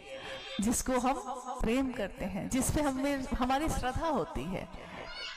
नहीं, इसलिए ये विषय महादेव पे छोड़िए कि वो हमको क्या बनाएंगे। जैसा हमने सीखा, जो हमने जाना, हम उसके अनुसार करने की कोशिश करें। हर भोला संकीर्तन और जागरण भजन जो दीदी नीलम आनंद जी द्वारा रचित है, वो कैसे आया? गीता मौर्य हैं, लखनऊ से, जानना चाह रही है। शिव चर्चा जब हम शुरुआत करते हैं, साप्ताहिक चर्चा या एक दिवसीय चर्चा या शिव गुरु महोत्सव, या अपने घर में भी अपने लोगों के साथ बैठ के हम कभी कभी जब शिव चर्चा करते हैं हम लोग सब कोई, तो हम उसकी शुरुआत करते हैं हरा भोला, भोला भोला हरा हरा, हरा शिवा शिवा, शिवा हरा हरा। ये उस समय की बात है जब साहब मधेपुरा से पटना आए और मधेपुरा तक यानी सन 1982 में जब वो मधेपुरा में शिव की चर्चा कर रहे थे, उस समय वो मजिस्ट्रेट थे वहाँ। आपने उनके बारे में सुना होगा कि साहब श्री ने जब शिव को गुरु बनाया उस समय वो कानून की पढ़ाई कर रहे थे पटना लॉ कॉलेज में। उनके पिता उस समय बिहार के एजुकेशन डायरेक्टर थे, यानी उनके घर में शिक्षा का बोलबाला था, शैक्षणिक जो दुनिया की शिक्षा है उसका। कोई पिता चाहता है मेरा बेटा ऐसा बने, और 12 साल की आयु में इनका मन दूसरी चीजों की तरफ मुड़ गया, शमशान साधना, कब्रिस्तान साधना, मंत्रों का जप। लेकिन एक अद्भुत बात है इसमें, ये अमूमन लोग पता नहीं इस पे ध्यान देते हैं कि नहीं, अद्भुत बात है, हर चीज इसमें अप्रतिम है, अद्भुत। शिव की शिष्यता में शिव को गुरु बना के, क्योंकि अमूमन आज तक में ये होता रहा है कि कोई अगर आध्यात्म की दिशा में मुड़ गया है तो उसने जगत को छोड़ दिया है, और कोई अगर जगत में डूबा हुआ है तो वो फिर आध्यात्म के रास्ते पर नहीं चल पाया। ऐसा हुआ है हर जगह, आज भी है। कोई अगर साधु बन गया तो फिर उसने गृहस्थ आश्रम छोड़ दिया, किसी ने अगर नागा का रूप ले लिया है तो उसने अपने सारे परिवार का ही पिंडदान करके मुक्ति पा ली है। यानी अगर कोई इस रास्ते जाएगा तो इस रास्ते को छोड़ देगा, और अगर इस रास्ते पे है तो उस रास्ते का छूटना तय है, हो जाता है। शिव की शिष्यता में साहब श्री हरिदानंद जी ने शिव को गुरु बनाया सन 1974 में, जब वो कानून की पढ़ाई कर रहे थे। और इससे पहले लगभग 14 वर्षों तक पढ़ाई भी एक तरफ वो करते रहे और हर क्लास में फर्स्ट डिवीजन से पास होते रहे। ये कौन बच्चा था? ये वो बच्चा था जो 12 साल की आयु से हर रात शमशान साधना में जा रहा था। हम लोग एक रात शादी में किसी के जग जाए तो अगले दिन सोते हुए रहते हैं, ऐसे ऐसे सब कोई जम्हाई लेते रहते हैं, सोते रहते हैं। लेकिन एक लंबा समय 14 वर्ष एक तरफ पढ़ाई भी वो करते रहे और एक तरफ ये काम भी, ये सारे काम भी, एक अलौकिक खोज भी चल रही है और जगत की चीज भी चल रही है। ये संतुलन कौन बना सकता है? बड़ा मुश्किल है, बहुत कठिन है। आज तक तो किसी के जीवन में मैंने नहीं देखा, ये संतुलन नहीं देखा कि जगत और लौकिक और पारलौकिक दोनों को एक साथ पार कर जाना, ये अभी तक मैंने नहीं देखा। हो सकता है आपने देखा होगा। ये देखा उनके जीवन में, ये देखा कि गृहस्थ आश्रम में भी रहे। विवाह हुआ उनका 1972 में मां नीलम आनंद जी से, जो उस समय पलामू में मनातूगढ़ जो रियासत है उस राज परिवार की बेटी रही। मनातूगढ़ नाम से ही प्रतीत हो जाएगा आपको, गढ़ शब्द उससे लगा होता है जिसका किले नुमा घर हो। तो मनातूगढ़ की बेटी और इधर साहब हरिदानंद जी एक एजुकेशन डायरेक्टर के बेटे और कानून की पढ़ाई कर रहे हैं। जब उनकी शादी हुई 22 मई सन 1972 को मनातूगढ़ में साहब और दीदी का विवाह हुआ। पढ़ाई चल ही रही थी और कानून की पढ़ाई खत्म होते होते उससे पहले ही शिव को इन्होंने गुरु बना लिया। सारे गुरुओं को छोड़ा। जिस दिन सोच लिया कि शिव को गुरु बनाऊंगा, अब गुरु भगवान है, भगवान गुरु क्यों नहीं, तो अब भगवान मतलब महादेव, तो महादेव को ही गुरु बनाऊंगा। कुछ भी नहीं जानते थे, तब भी शिव को गुरु बनाया और कहा कि आज से पहले जो भी करता था अब नहीं करूंगा, क्योंकि जब गुरु बदल लिया है तो अब वो शिव जो बताएंगे वही करूंगा। लेकिन वो शिव जो तस्वीर में नजर आते हैं वो उस रूप में आएंगे तो कुछ नहीं सीखूंगा। वो शिव जो शरीर में दिखते हैं, लोग जिनका रूप बना के घूमते हैं, उस तरह से आएंगे तब भी नहीं सीखूंगा। और वो शिव जब गुरु बना लिया उनको, तो अब इससे पहले जिस भी गुरु के द्वारा जो भी चीजें मैंने सीखी सब छोड़ता हूं। तो उन्होंने कहा कि अगर सज्जन का साथ छोड़िएगा कभी तो वो आपको तंग नहीं करेगा, किसी सज्जन आदमी से आपकी मित्रता है, मान लीजिए कि कोई बात हो गई, किसी बात से मनमुटाव हो गया और आपने उसका साथ छोड़ दिया, वो आपको तंग नहीं करेगा। लेकिन किसी दुष्ट से अगर दोस्ती की है आपने और छोड़ दिया उसको, तो वो अंत तक आपको परेशान करता रहेगा। तो उन्होंने कहा कि मेरे जीवन में कुछ वैसे लोग भी तो थे ना, उन्होंने जब छोड़ा तो काफी परेशान किया, लेकिन शिव को गुरु बना लिया तो बना लिया। घटना आगे बढ़ती गई, उन्होंने मां नीलम आनंद जी को पहली बार बताया, उन्होंने शिव को गुरु बनाया।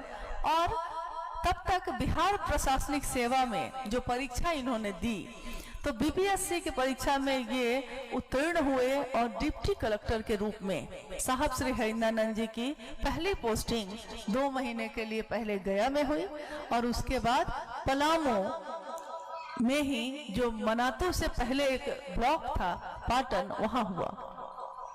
बहुत सारी घटनाएं मां नीलम आनंद और उस समय फिर तीनों बच्चे जो उनके जीवन में थे, तो उन सब के साथ घटनाएं चमत्कारिक होनी शुरू हो गई। पूरे इलाके में ये खबर थी कि जो मजिस्ट्रेट साहब, ये बीडीओ साहब, क्योंकि उस समय वो बीडीओ के पद पे वहां थे पाटन में, बीडीओ साहब जो आए हैं, जो नव युवक हैं, क्योंकि एकदम युवक थे, नव युवक हैं, लेकिन वो बहुत बड़े तांत्रिक हैं, क्योंकि चमत्कार को हम लोग हमेशा तंत्र से जोड़ते हैं। यहाँ चमत्कार मतलब जरूर कुछ अलौकिक चीज है, अलौकिक मतलब तंत्र है, तो तांत्रिक है, महातांत्रिक है। यहाँ तक कि जब वो मधेपुरा गए, तो मधेपुरा जाते जाते सब जगह में ये खबर हो गई कि लोग उनके घर के सामने से गुजरने से डरने लगे। लोगों को लगता था कि अगर उनके दरवाजे से गुजरेंगे सामने से और उन्होंने देख लिया, तो लोगों में ये बात फैल गई थी कि वो आदमी को भेड़ बना देते हैं। एक अफवाह उड़ गई, हाँ, एक अजीब तरह की बात, जबकि दूर दूर तक ऐसी कोई बात नहीं थी। ये सारी घटनाएं उनके घर में जो घट रही थी, कभी पूजा घर में बेलपत्र के पत्तों की बारिश हो जाती, कभी रुद्राक्ष आ जाते, कभी कुछ चावल पे संदेश आने लगे। ये सब होते होते उन्होंने उस मधेपुरा में शिव की बात दूसरों से भी करनी शुरू कर दी थी। कुछ लोगों ने शिव को गुरु बना लिया था, लेकिन जब वो मधेपुरा से पटना आए, उनकी पोस्टिंग फिर पटना में हुई, पुलिस कंट्रोल रूम के इंचार्ज के रूप में। जब वो वहां आए, तो वहां तो कोई शिव से उस समय नहीं था। साहब जैसा शिव की बात बताने वाला, उनके जैसा शिव का शिष्य, और उसके बावजूद 9 महीने तक वो लोगों से बोलते रहे, लेकिन किसी ने शिव को गुरु नहीं बनाया। एक दिन साहब ने भोजन छोड़ दिया और कहा मां नीलम आनंद जी से कि नीलम, आज मैं खाना नहीं खाऊंगा, क्योंकि मेरे गुरु की बात ही जब नहीं हो पा रही है, तो मैं ये जीवन लेकर क्या करूंगा। मतलब ये भोजन मेरे लिए किस काम का, सब काम हो रहा है, महादेव की बात नहीं हो पा रही है। और उसी के अगले दिन एक पहले व्यक्ति, एक हरि काका थे जो अब शरीर में नहीं है, उन्होंने शिव को गुरु बनाया। फिर धीरे धीरे सिलसिला बढ़ चला। उसी के बाद आया शिवरात्रि का त्योहार। जैसे अभी हम लोग जब आज 2 फरवरी को यहाँ बात कर रहे हैं 2025, तो आने वाला है शिवरात्रि का त्योहार, यानी 26 फरवरी। शिव के शिष्य शिवरात्रि का त्योहार क्यों मनाते हैं? कुछ गुरु भाई गुरु बहनों के बीच ये प्रश्न भी उठता है, क्योंकि हरा भोला हरा शिवा की रचना कैसे हुई, इसी पे हम लोग अभी बात करने वाले हैं, जिसके कारण मैंने आपको ये बातें भी बताई ताकि समझने में थोड़ी आसानी होगी। जब मां नीलम आनंद जी ने कहा कि हम लोगों को पटना में जिस डेरा में हम रहते हैं, सामने जो मैदान है, इसी तरह का मैदान था वहाँ, उन्होंने कहा क्यों नहीं हम लोग यहाँ पे एक ऐसी कार्यक्रम की नींव रखें जिसमें आसपास और बिल्डिंग के लोगों को बुलाते हैं और आप उन लोगों के बीच शिव चर्चा करिए, क्या पता उसमें से कुछ लोग शिव से हो जाए। शिवरात्रि का त्योहार आने वाला था, तो मां नीलम आनंद जी ने कहा कि शिवरात्रि का ही आयोजन करते हैं। महादेव का आयोजन है और शिव के बारे में तो आप जानते ही हैं कि ना उनके जन्म का पता आज तक किसी को है और मृत्यु का तो की खबर अभी तक आई नहीं है, तो उनका विवाह का दिन मनाया जाता है। अन्य देवी देवताओं का जो शरीर में आए हैं उनका नवमी या दिन मनाया जाता है जयंती के रूप में, लेकिन शिव का विवाह का दिन मनाया जाता है, शिव और शक्ति के मिलन का दिन। तो शिवरात्रि का आयोजन किया गया, घर घर में सबको बुलाया गया। लेकिन उस समय एक प्रश्न उठा कि इस आयोजन में हम लोग गाएंगे क्या। ये वो समय था पूरे भारत में, लगभग उत्तर भारत में तो खासकर ये बात थी कि शिव के मंदिरों में भी, यहाँ तक कि भगवती के मंदिरों में भी जब भी कीर्तन होते या कोई चीज होती तो हरे रामा हरे कृष्णा का तो होता था, लेकिन शिव के नाम का या भगवती के नाम का उनके मंदिरों में भी नहीं हो रहा था। तो माँ नीलम आनंद जी ने कहा कि वो भोला है और हर लेते हैं हर दुख को, तो हरा भोला हर शिवा, ये पंक्ति उनके मन में जो कौन थी। और उस समय एक घटना हुई कि पूजा घर में कुछ कागज रखे हुए शिवलिंग के पास मिले। साहब ने उठाकर माँ नीलम आनंद जी को दिया और कहा कि नीलम, इस कागज पे तुम अपनी अनुभूति लिखो। माँ ने उस पे लिखा, मैं भी कुछ कहूँ। और उसके बाद जो हरा भोला की जो रचना थी, कुछ दिन के बाद जागा जागा महादेव जो जागरण भजन है उसकी रचना भी हुई। तो हरा भोला हरा शिवा की जो रचना माँ नीलम आनंद जी ने की, उस समय एक गीत जो बहुत लोगों को पसंद रहा है और फिल्म का गीत है, लेकिन उस गीत के भाव बड़े गहरे हैं। तो माँ नीलम आनंद जी ने उसी गीत के तर्ज पे ये हरा भोला हरा शिवा गाया उस शिवरात्रि में। गीत के बोल थे, फूल तुम्हें भेजा है खत में, फूल नहीं मेरा दिल है, प्रियतम मेरे तुम ये कहना लिखना, क्या ये तुम्हारे काबिल है। मतलब एक प्रेमी को एक खत, एक चिट्ठी लिखी जा रही है और उसमें वो लिख रही है कि फूल तुम्हें भेजा है खत में। खत है, ये चिट्ठी है, लेकिन इसमें जो रख के फूल मैंने भेजा है, ये फूल को फूल मत समझना, ये क्या समझना, ये मेरा दिल ही समझना कि मैंने दिल ही भेज दिया है। और ये भी लिखना कि क्या ये दिल तुम्हारे काबिल है।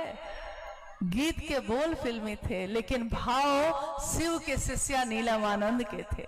उन्होंने अपने गुरु से ये संप्रेषण किया इस गीत के माध्यम से कि महादेव, क्या हम आपके लायक हैं और हम किसी अयोग्य नहीं हैं, अभिज्ञ हैं, अयोग्य हैं, लेकिन पतित हैं, आप तो पावन हैं। हम पतित हैं, आप पावन हैं, और दोनों मिल जाएं तो क्या होते हैं, पतित पावन। हम दीन हैं, आप बंधु हैं, और दोनों मिल जाएं तो क्या होता है, दीन बंधु। नहीं, हम अधम हैं, हम अज्ञानी हैं, आप तो ज्ञान के निधि अगम हैं। हम दोनों मिल जाएं तो क्या बनता है, गुरु और शिष्य का एक संबंध। तो ये गीत उस दिन पहली बार महाशिवरात्रि के आयोजन पे दीदी नीलम आनंद जी और वहां के शिव शिष्यों के द्वारा गाया गया। उसके बाद उसी माइक पे साहब श्री ने पहली बार खुले मैदान में शिव की चर्चा की। इसीलिए महाशिवरात्रि को शिव चर्चा का आरंभ भी माना जाता है धरती पे, क्योंकि उसी दिन पहली बार खुले मैदान में साहब ने शिव की चर्चा की। इसलिए शिव के शिष्य महाशिवरात्रि को मनाते हैं। उसमें भी शिव का गुरु कार्य हुआ, उसी से मतलब प्रारंभ तो मधेपुरा में हुआ, लेकिन उसमें कमरे में होता था, हॉल में होता था, खुले में बाहर वैसे लोगों के बीच जिन्होंने शिव को गुरु माना नहीं था। लेकिन उस दिन सबने अपने नाम की घोषणा की और कुछ दिनों बाद फिर जागर जागर महादेव हो जगादा महादेव जागरण भजन की रचना भी हुई। उस रचना में भी उसी कागज पे जब माँ नीलम आनंद लिखने लगी तो ये जागा जागा महादेव एक घटना हुई थी जिसमें ये सामने आया था। तो उनकी आंखों के सामने उस समय शिव के विभिन्न स्वरूप गुजरने लगे। कभी वो कपालिक के रूप में, कभी योगेश्वर के रूप में, कभी उमा के पति के रूप में, कभी निहंगी के रूप में, कभी परमेश्वर के रूप में, कभी ईश्वर के रूप में, कभी गुरु के रूप में, कभी दक्षिणामूर्ति के रूप में गुजरते चले गए। और माँ नीलम आनंद की कलम ने इस गीत की रचना की। शिव की शिष्यता में शिव की चर्चा पे सबसे ज्यादा बल दिया जाता है। स्वाभाविक है। लेकिन पहला सूत्र जो है महादेव से दया मांगना, अगर महादेव की दया ना हो तो ना तो हम उनकी बात कर सकेंगे, ना आप सुन सकेंगे, ना मेरा मन उनके लिए झुकेगा, ना हम प्रणाम कर सकेंगे। इसलिए दया के सिवा यहाँ कुछ भी नहीं है। शिव की शिष्टता में अगर कोई अकर्म है, अगर कोई अहंकार में है, किसी को अगर लगता है कि मैं ज्ञानी हूँ, तो सामने वैसे वैसे लोग आपके आएंगे जिसके सामने आने पे आपको लग जाएगा कि मैं तो कुछ भी नहीं जानता हूँ। एक बहुत बड़ा विद्वान आदमी बैठा था, एक छोटा बच्चा आया, उस विद्वान आदमी के सामने उस बच्चे की बड़ाई किसी ने कर दी। किसी ने कहा कि ये बच्चा बड़ा गुणवान है। तो जो सिर्फ किताब के ज्ञानी होते हैं उनके अंदर पता नहीं क्यों महादेव की क्या लीला है, ऐसा अहंकार भर जाता है कि उस बच्चे की बड़ाई भी वो नहीं सुन सके। तो उन्होंने कहा, माचिस लिया, तीली जलाई और उसमें आग पैदा हो गई। तो उन्होंने उस बच्चे को दिखा के कहा कि बताओ तो ये आग कहाँ से आई, बताओ, इतने जानते हो, इतने जानकार हो, तो बताओ जरा ये अग्नि कहाँ से आई। उस बच्चे ने आगे बढ़ के एक फूंक मारी, अग्नि बुझ गई। तो उसने कहा कि मुझको नहीं पता कहाँ से आई थी, लेकिन आप बताइए कि कहाँ चली गई। तो इसको क्या कहिएगा, नहीं। और ये तो लखनऊ है, लखनऊ की तहजीब, यहाँ का व्यवहार विश्व प्रसिद्ध है। कहा जाता है कि लखनऊ में पहले आप कहते कहते ट्रेन छूट जाती है। तो महादेव के काम में कम से कम तहजीब तो रखना है, लेकिन पहले आप करिए और हम बैठे रहे ये मत करिएगा। पहले आप भी करिए और पहले हम भी करें, यानी दोनों बढ़ के करें, ऐसी कोशिश करिएगा। और कोई बात, शिव गुरु के प्रति अस्थाई शिष्य भाव क्या है और ये कैसे होगा?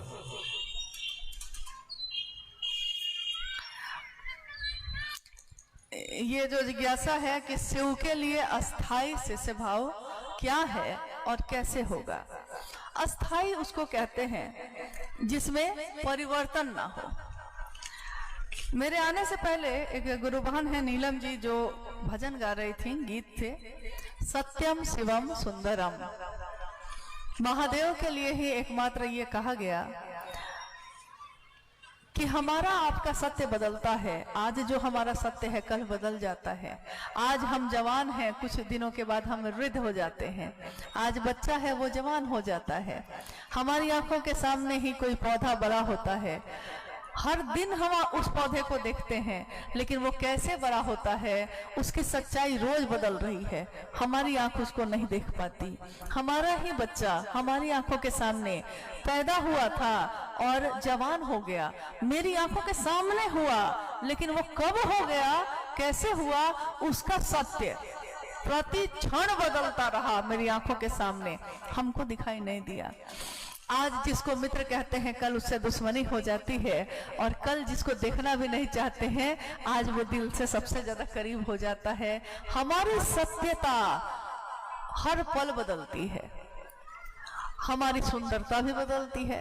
कोई जो आज बहुत सुंदर है एकदम वृद्ध हो जाए तो वही सुंदरता अब सुंदरता नहीं है, सुंदरता ढल गई।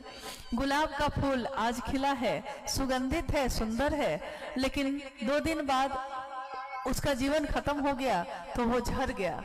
उस दिन आपने कहा था कि देखो गुलाब का फूल कितना सुंदर है, 2 दिन बाद आप नहीं कह सकते कि देखो गुलाब का फूल कितना सुंदर है, उसकी सुंदरता बदल गई। सत्यम यानी सत्यम कहा गया शिव को, जिसकी सत्यता कभी नहीं बदलती। सुंदरम, ऐसी सुंदरता शिव की जिसका कभी क्षय नहीं होता, जो कभी खत्म नहीं होती, नित्य नवीन है, हर पल। एक नाम है शिव का सधोजात, यानी जो अभी अभी पैदा हुआ है, अति प्राचीन है, आदि है, आदि योगी, आदि गुरु, यानी सारे रूप उन्हीं से प्रारंभ है, और नित्य नवीन है, यानी उनकी सुंदरता का क्षय नहीं होता, वो बदलता नहीं। हम कह रहे हैं कि अस्थाई शिष्य भाव कैसे हो, क्योंकि हमारा भाव भी बदलता है हमेशा। आज भाई से बहुत प्रेम है, एक जमीन का मुकदमा हो जाए सारा प्रेम टूट गया। पति है पत्नी है, मतभेद है, धीरे धीरे ऐसा मनभेद हुआ है, ऐसा हुआ है कि तलाक के मुकदमे के लिए कोर्ट में चले गए हैं, भाव टूट गए। दोस्त है, आज दोस्ती है, कल को जितनी गहरी दोस्ती होती है, अगर दुश्मनी हो गई तो वो भी उतनी ही गहरी होती है। नॉर्मल तरीके में, सामान्य तरीके में दुश्मनी होगी तो थोड़ी कम होगी, लेकिन अगर गहरे दोस्त से हो गई है तो दुश्मनी भी उतनी ही डिग्री पे होगा, यानी डिग्री नहीं बदलेगी, डिग्री वही रहेगी। अब बताइए, महादेव को गुरु बना के हमने शिष्य भाव देना शुरू किया है। महादेव का एक गुरु का पद हमारे सामने प्रकट हुआ, भाव आया गुरु भाव, तो मेरे अंदर जो छिपा हुआ था शिष्य भाव वो प्रकट होगा ही। अभी थोड़ी देर पहले हम लोगों ने बात की कि हाँ, अगर कोई सामने सत्ता आती है तो हमारे मन का भाव प्रकट होता है। तो गुरु के रूप में शिव आए तो हमारे अंदर का शिष्य भाव भी प्रकट हुआ, लेकिन ये कमजोर है, अभी नाजुक है, छोटी छोटी बातों पे टूट जाता है। लेकिन लौकिक जीवन में जो रिश्ते हैं वो हैं मजबूत, वो कमजोर नहीं है, वो इतने मजबूत हैं कि आपकी नौकरी नहीं लगे, आपका एक्सीडेंट हो जाए, आपका सब कुछ बिक जाए, मान लीजिए आप बहुत समृद्ध हैं और नमक और रोटी पे आ जाए, तब भी आपका पति ही रहता है, उतना ही प्रिय रहता है। आपका बेटा आपके गोद का दुलारा ही रहता है, उतना ही दुलारा रहता है, इसमें कोई परिवर्तन नहीं होता। यानी अस्थाई भाव कैसे होता है ये हमको आता है, महादेव के लिए नहीं हो रहा है। जगत में ज्यादा अच्छा है लग रहा है तो जगत की चीजें तो कुछ चीजें अस्थाई हैं, यहां तक कि निर्जीव चीज भी अगर मेरी है तो उसके लिए भी अस्थाई भाव है। अगर तिजोरी में एक नोटों की गड्डी मैंने रख दी है तो वो मुझको पता है, उसका एक एक नोट मुझको पता है कि कैसा है वो, उसके लिए भी अस्थाई भाव है मेरे पास। अस्थाई भाव कहाँ नहीं हो रहा है? महादेव के लिए सिर्फ नहीं हो रहा है। और ये कब होगा? कहते हैं करत करत अभ्यास के जरमती होत सुजान। जरमती, पत्थर में भी जान आ जाती है, पत्थर पे भी दूब उग जाते हैं करत करत अभ्यास के। विश्वास नहीं है कोई बात नहीं, जो कहा गया ना, जैसे दया मांगना, बिना विश्वास के मांगिए ना महादेव से, वो विश्वास उसमें प्रवेश कर जाता है, स्वस्फूर्त आपके अंदर वो पैदा होता है। यानी पहला सूत्र दया मांगना स्वस्फूर्त भाव के लिए है, शिष्य का भाव उसमें पैदा हो जाए, फूट जाए आपके हृदय से। शिव की चर्चा करना, शिव की चर्चा यानी जितना बांटिएगा उतना बढ़ेगा। अभी प्रयागराज में हम लोग जब रुके, परसों जब पहुंचे, तो वहां के गुरु भाई गुरु बहन जो गुरु कार्य में निकल रहे थे, तो उसमें से एक गुरु बहन जो है, मैंने कहा कि थोड़ा पानी पिलाइएगा, तो उनको लगा होगा हम लोग के यहाँ तो संस्कृति है ना कि सिर्फ पानी कैसे दे दें, तो उन्होंने क्या किया कि कोई थाली नहीं मिली तो ट्रे में मतलब 10 पीस मिठाई, उतना ही मिक्सचर, उतना ही बिस्किट पूरा भर के लेके आ गए। तो मुझको लगा कि इतना हम कैसे खाएंगे? हम बोले उनको कि इतना हम कैसे खाएंगे? तो उन्होंने कहा कि प्रेम है हम लोग का, खा लीजिए। तो मैंने कहा कि भाई पूरा प्रेम अकेले खाएंगे तो बहुत गड़बड़ है, लेकिन अगर इस प्रेम को, आपके ट्रे वाले प्रेम को अगर बांट ले सारे लोगों में तो ये बढ़ेगा या सिर्फ एक आदमी? ये प्रेम बटेगा तो बढ़ेगा, एक आदमी में रहेगा तो एक ही आदमी में रह जाएगा ना, लेकिन अगर बट गया तो बढ़ेगा कि नहीं? तो सबको हंसने लगे, कहा कि हाँ बढ़ेगा। तो हम बोले तो आइए प्रेम को थोड़ा सा बांट लेते हैं हम लोग। तो हम लोगों ने सबने मिल बांट के उसको खा लिया। बात ये नहीं है कि मिठाई या नमकीन की, बात ये है कि शिव की बात, शिव की चर्चा हम जितना बांटेंगे वो बढ़ेगा या घटेगा? हम कितने भी अच्छे हों और हमने शिव को गुरु बना लिया है और अपने घर में चुपचाप बैठे हैं, कुछ भी नहीं कर रहे हैं उनके लिए, तो मेरी अच्छाई महादेव के लिए किस काम की? लेकिन अगर मैंने किसी से महादेव की बात की है, तो अगर उसके दिल में दिया है महादेव को, तो मेरे दिल में ये प्रेम, ये गहराई, ये भाव बढ़ेगा कि घटेगा? भाव घटेगा कि बढ़ेगा? कुछ बांटे हैं ना आप, तो ये बांटने पे क्या होगा? बढ़ेगा ना। तो शिव की चर्चा यानी दूसरा सूत्र, शिव की बात दूसरों में बांटने के लिए करिए। इन्होंने सही कहा कि प्रेम की विधा है ये तीनों सूत्र। और तीसरा सूत्र यानी शिव को प्रणाम करना। तो आपने अगर शिष्यानुभूति पढ़ी होगी या साहब की चर्चा कभी सुनी होगी, तो उसमें आपने सुना होगा कि 24 घंटे में एक बार 108 की माला पे आप नमः शिवाय मंत्रानुक्रम से कर सकते हैं, यानी शिव को प्रणाम। आपके लौकिक कष्ट कम हो जाएंगे। लेकिन उसके साथ ये भी लिखा हुआ है कि शिव के शिष्यों के लिए सर्वोत्तम विधि है अजपा जप की, यानी सांसों की माला पे सिमरू में शिव का नाम। अभी एक गुरु बहन कोई भजन गा रही थी, आप ही गा रही थी ना, सांसों की माला पे, सांसों की माला पे मैं शिव का नाम सिमरन कर रही हूँ। क्या ये माला हमको कहीं से खरीदनी है? क्या ये माला टूट जाती है बीच में? क्या इसका धागा बदलना पड़ता है? नहीं, लेकिन इस सांस पे, हर सांस पे उस शिव का नाम हो जाए। श्वास श्वास में नाम ले, वृथा श्वास मत खो, न जाने इस सांस का आना फिर हो कि ना हो। कौन जानता है, सांस गई और नहीं आई तब? तो अगर गई तो महादेव के पास जाके रुक जाएगी, और आई और नहीं आई तब भी महादेव के पास रह जाएगी। यानी सांस पे अगर महादेव को प्रणाम कर लें तो सर्वोत्तम विधि है शिव के शिष्यों के लिए। बहुत बार हम लोग माला को तो पकड़ लिए हैं खूब बढ़िया से, लेकिन सर्वोत्तम विधि को भूल जा रहे हैं। तो अगर जितना ही देर आपका हो, टुकड़े टुकड़े में हो, जितनी देर मन ठहरे, कुछ भी करते हुए, चलते हुए, बैठे हुए, भोजन बनाते हुए, व्यापार के लिए आप दुकान पे बैठे हैं, अभी कोई नहीं है, खाली समय है, कभी भी सांस पे तो आप कहीं भी कभी भी कर सकते हैं ना महादेव को प्रणाम। महादेव का जैसा ध्यान आता है करके प्रणाम कर लीजिए महादेव को। कहते हैं झूठ भी बार बार कहा जाए तो सच बन जाता है। क्या महादेव को बार बार प्रणाम करना, एक दिन सचमुच में प्रणाम नहीं होगा महादेव को? हो ही जाएगा। और जब ये तीनों सूत्र निस्वार्थ भाव से शिव के लिए करेंगे हम लोग, तो होगा ये अस्थाई शिष्य भाव। और अस्थाई शिष्य भाव यानी कि अब ये प्रेम की श्रेणी है। प्रेम जो टूटता नहीं कभी। प्रेम, कभी किसी का प्रेम टूटते सुना है? भाव टूटते हैं, प्रेम नहीं। प्रेम में लोग सूली पे चढ़ जाते हैं। चढ़ के सूली पे मंसूर बोला।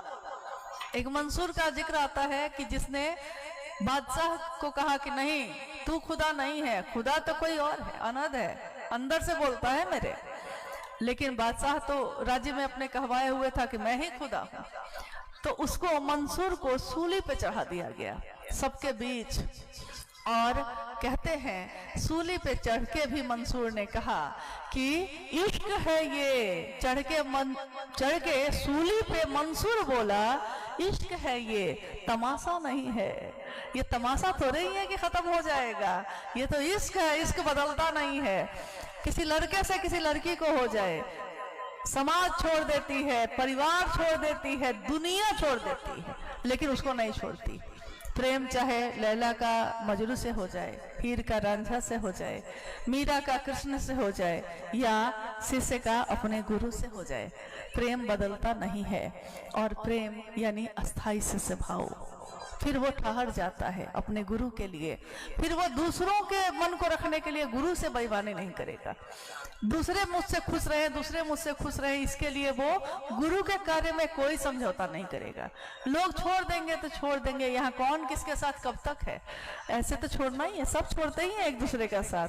कौन यहाँ कब तक साथ निभाता है और कौन यहाँ प्यार करता है? अगर शिव प्यार ना करें तो यहाँ कोई नहीं करता। और अगर वो कर ले, जिनके प्रिय शिव होते हैं, अगर जिनके प्रिय शिव हो जाए, उनकी प्रियता बदलती है। आज शिव प्रिय हैं, कल बदल सकते हैं, लेकिन जो शिव के प्रिय हो जाते हैं उनकी प्रियता नहीं बदलती, क्योंकि अब शिव ने ही उनको पकड़ लिया है। आप मान लीजिए 3 साल से अगर कुछ नहीं कर रहे होंगे, 4 साल से कुछ नहीं कर रहे होंगे, और आज आप यहाँ हैं, इसका अर्थ है कि आप सोए ही नहीं थे कभी। शिव तो जगा ही हुआ था, आप भले बैठे हुए थे, लेकिन महादेव आपके अंदर जगह ना होता तो हम यहाँ क्यों होते, आप यहाँ क्यों होते। इसलिए अस्थाई शिष्य भाव एकमात्र इन तीनों सूत्रों का निर्वहन निस्वार्थ भाव से करना ही गुरु दक्षिणा कहलाती है। अपने गुरु के प्रति कृतज्ञता व्यक्त करने की विधा है। महादेव को गुरु दक्षिणा अगर हम देने चलेंगे, क्या देंगे जिससे वो खुश हो जाएंगे? वो गुरु हैं। अगर शिष्य को दीक्षित किए ये विचार किसी मेरे गुरु हैं, ये दीक्षा है, तो हम अपने गुरु को गुरु दक्षिणा में क्या दे सकते हैं? ये संसार भी दे देंगे तो उनके सामने क्या है? इतने बड़े जहाज के, पानी के जहाज पे 5 करोड़ मच्छर भी जाके बैठ जाएं और पूछे कैप्टन से कि कैप्टन साहब आपको कोई दिक्कत नहीं ना है, हम लोग बैठे हैं, तो कैप्टन कहता है कि 5 करोड़ और आ जाओ, हमको कोई दिक्कत नहीं है। तो महादेव को हम कुछ भी दे देंगे, उनके लिए कुछ भी नहीं है। लेकिन एक चीज ऐसी है जो हर रिश्ता मांगता है, चाहे वो लौकिक हो चाहे पारलौकिक, उसमें इसकी मांग होती है, और वो रिश्ता है भाव का। आप किसी के यहाँ चले जाइए, कितने भी अच्छे तरीके से चले जाइए, वो आपका बहुत सुंदर स्वागत करेगा, आपको खूब सुंदर भोजन कराएगा, आपको विदाई देगा, आपको बार बार कहेगा बहुत अच्छा लगा आप आए, लेकिन आपका मन सूक्ष्म है, वो पकड़ लेता है कि इस आदमी के अंदर मेरे लिए भाव नहीं था। इसने भोजन तो कराया है, इसने मेरी व्यवस्था की है, लेकिन सूक्ष्म चीजें आपका मन पकड़ता है। आपको लग जाता है कि होंगे बड़े आदमी, आज के बाद इनके यहाँ हम नहीं आएंगे कभी। क्यों? भाव नहीं दिया।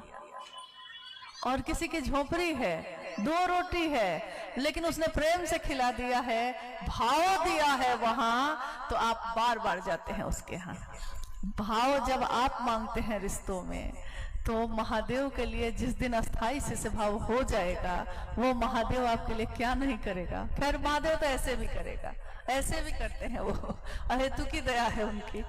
नहीं तो अस्थाई शिष्य भाव हो जाए, इसके लिए तीनों सूत्रों का निस्वार्थ भाव से निर्वहन करने की कोशिश करिएगा।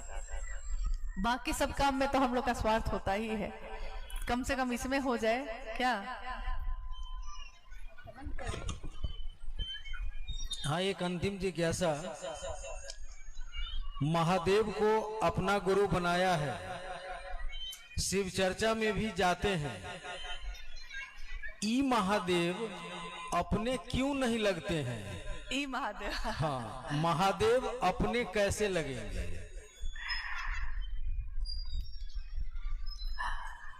महादेव को गुरु बनाया है और शिव चर्चा में भी जाते हैं। शिव चर्चा में जाने से कोई शिव से हो जाएगा ऐसा नहीं है। शिव की चर्चा में सिर्फ हम चले जाएंगे तो शिव से हो गए, ये नहीं है। हर रिश्ते के लिए हम खुद करते हैं, चाहे जैसा हमको आता है। मुझको लगता है कल रात यहाँ बात हो रही थी, तो इस बात में मैंने कहा कि आपका अपना जो भी है वो आधी रात में भी अगर आए आपके घर, तो रोटी आप खुद ही बनाते हैं। हो सकता है आपके बगल में जो रहता हो उसको ज्यादा अच्छा भोजन बनाने आता हो सकता है ना, ऐसा होता ही है। अब मुझको कहिएगा तो मुझको भोजन बनाने बहुत अच्छा नहीं आता है, हाँ सही सच्चाई है ये, बना लेते हैं लेकिन बहुत अच्छा नहीं आता। लेकिन किसी किसी को बहुत अच्छा आता है तो उसकी खुले दिल से बड़ाई कर देते हैं इतना ही कर देते हैं, इसी में वो खिला देता है, मामला तो हो जाता है ना, काम तो निकल ही गया तो खैर कल हम लोग बात कर रहे थे, मेरा पति है तो हमको जैसी रोटी आती है बनाने हम उसके लिए खुद बनाते हैं, हम पड़ोसी को नहीं बुलाते उसके लिए, नहीं, जैसा आता है हमको। घर कोई बहुत सुंदर सजा के रखता है और कोई एकदम अस्त व्यस्त रखता है, तो आप जाके उसको कहिएगा कि उसको क्यों नहीं बुला लिए अपना घर ठीक करने, तो आप कहिएगा कि मेरा घर है तो हमको जैसे आएगा हम वैसे ठीक करेंगे। आप यही कहते हैं, जिसको भी अपना कह दिया है तो उसके लिए जैसा आता है वैसा हम खुद करने की कोशिश करते हैं। महादेव को बोली में ही सही आपने क्या कहा, हे शिव आप मेरे गुरु हैं, महादेव आप मेरे गुरु हैं, बोली में ही सही आपने कहा है। तो मेरे गुरु हैं तो उनके लिए जो आएगा जैसा आएगा आप खुद करिए। दया मांगने मन से ही तो मांगना है, मांगिए जैसे आता है। शिव की चर्चा करनी है, कुछ नहीं आता है, आप महादेव से दया मांग के बोलिए तो सही। आपको कैसे पता कि आपको कुछ नहीं आता है? आप बोलते ही नहीं है। कहते हैं कि बोलिएगा तब ना पता चलेगा कि कुछ मिला कि नहीं मिला। नहीं, एक बार मुंबई हम लोग गए तो गुरु भाइयों ने कहा कि एक ताज होटल है, उसके ठीक सामने बग्घी चलती है।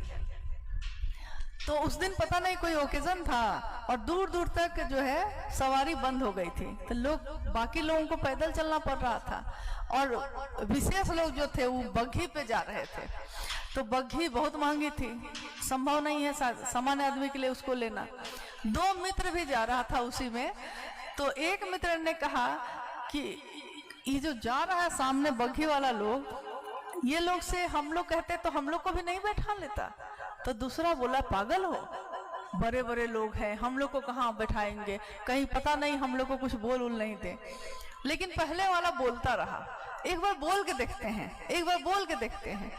और एक जो है पूरे बड़ी बड़ी मूंछों वाले जो बग्घी लेके गुजरे, तो उसने साहस करके कहा कि हाथ ही दिखाया, इशारा किया, रुक गया। तो उसने कहा कि क्या बात है बोलो। तो उसकी मूंछ देख के पहले तो डर गया, लेकिन इसने साहस करके कहा कि भैया हम लोग से अब चला नहीं जा रहा है और सारी सवारी इस रास्ते पे बंद है, बैठा लीजिएगा क्या। और लेकिन मन में सोच लिया था कि बोल तो रहे हैं लेकिन उत्तर पता नहीं क्या मिलेगा, और उत्तर उसको विश्वास नहीं हुआ जो उत्तर मिला। उस इतने बड़े दिल डोल वाले आदमी ने हाथ बढ़ा के उसको ऊपर खींच के कहा आ जाओ बैठो। हाँ हाँ छोड़ दूंगा।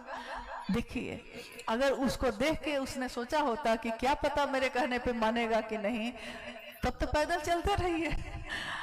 आपके जीवन में हुआ होगा, आपने सामने पहनावा ओढ़ावा देख के या इस तरह के चीजों को देख के सोचा होगा क्या पता ये व्यक्ति शिव को गुरु बनाएगा कि नहीं, तो पहले ही संकोच में पड़ गए, बोलेंगे ही नहीं। अगर मना कर दिया तो भारी बेइज्जती हो जाएगी। अरे क्या बेइज्जती होगी, मेरा मान क्या मेरा अपमान क्या, क्या होगा, या तो मानेगा या नहीं मानेगा। लेकिन शिव की चर्चा खुद करिए, जितना आता है जैसा आता है, ताकि मेरे मन में शिष्य भाव गहरा हो। शिव चर्चा में जाते हैं, अच्छी बात है, शिव चर्चा में जाइए, शिव चर्चा करिए, लेकिन आपको जहां मौका मिले जरूर बोलिए। हम हर बात के लिए दूसरों से बात करते हैं। मेरा बेटा कलेक्टर हो जाए तो हमसे कोई पूछेगा नहीं, लेकिन हम फोन कर करके बोलेंगे कि मेरा बेटा ऐसा, मेरा सीना इतना फूल जाएगा उस समय। कुछ अच्छा चीज मेरे जीवन में हो तो हम खुद बताते हैं सबको।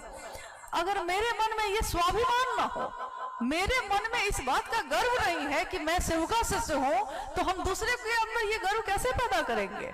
इसके लिए तो मेरे अंदर भी ये बात होनी चाहिए कि हाँ शिव मेरे गुरु हैं और वही रहेंगे।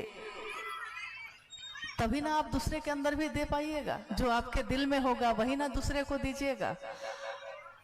तीनों सूत्रों का निर्वहन भी करिए, लेकिन हमेशा याद रखिएगा मंजिल भगवान शिव स्वयं है, रास्ता शिव शिष्टता का है। ये तीनों सूत्र उसमें मदद करते हैं, लेकिन ये तीनों सूत्र आपकी मंजिल नहीं है। हाँ, ये मदद करते हैं मंजिल तक पहुंचने में, आपको भटकने नहीं देंगे, आपको गिरने नहीं देंगे। ज्यादातर लोगों में आपने देखा होगा कि गुरु कार्य करते करते कुछ दिनों के बाद अगर भीड़ हो जाती है या लोग भैया दीदी करने लगते हैं, तो उनका मन अहंकार में भर जाता है।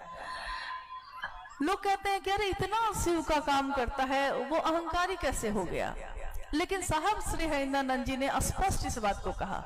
उन्होंने कहा उसी का मन अहंकार से भरता है जो पहला और तीसरा सूत्र नहीं करता है।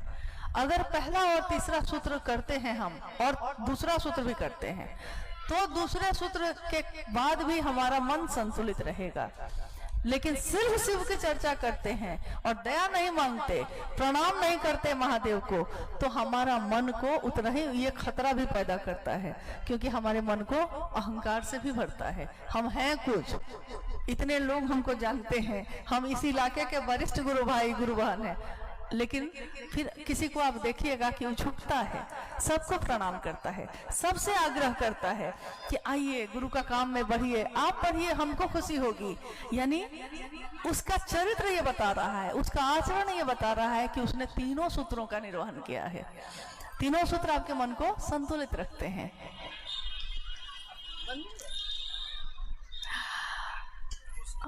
हाँ, अभी हम लोग के पास मंच पे, जो कि बहुत सौभाग्य की बात है, और हाँ, जिज्ञासाएं अभी बहुत है, लेकिन समय का भी है अभाव। एक समय पे सब कुछ खत्म हो तो ठीक रहता है। अति तो हर चीज की बुरी होती है, अच्छी से अच्छी चीज भी अति हो जाए तो बुरी हो जाती है, नहीं? तो बहुत सारे गुरु भाई गुरु बहनों ने अपने नाम की घोषणा के लिए नाम भेजा है मंच पे। बहुत ही खुशी की बात है, बहुत सौभाग्य की बात है। हम सभी इन सभी नामों की घोषणा शिव के अंतरिक्ष साम्राज्य में प्रेषित करते हैं। कृपया दर्ज हो। जागा जागा महादेव। महादेव की दया से कोई अपने नाम की घोषणा करता है, लेकिन ये घोषणा ही उसके जीवन में दीक्षा का काम करता है। दीक्षा, इसका अर्थ होता है इनिशिएशन, प्रारंभ करना, शुभारंभ। जिसने भी अपने नाम की घोषणा आज की है, हम सब का अपने गुरु शिव से दया की याचना है कि उनके जीवन को शिवमय करिए और उन सभी के जीवन को महादेव के रास्ते पे चलने के योग्य बनाइए। जैसा भी हम सब हैं, महादेव हम सबके गुरु हैं। हम सब के हर चीज को, जो भी कभी गलती होती है, कहीं सही होता है, कभी कुछ अच्छा, कभी कुछ बुरा होता है, महादेव सबको स्वीकार करिएगा और अपने दया के आश्रय में हम सबके मन को रखिए। हम सबका मन शिवमय हो, सुखमय हो, इसी की कामना के साथ आज का ये कार्यक्रम जो है, इससे हम लोग आप लोग से विदा ले रहे हैं। आप सभी के चरणों में प्रणाम है। आप सबको मेरा प्रणाम।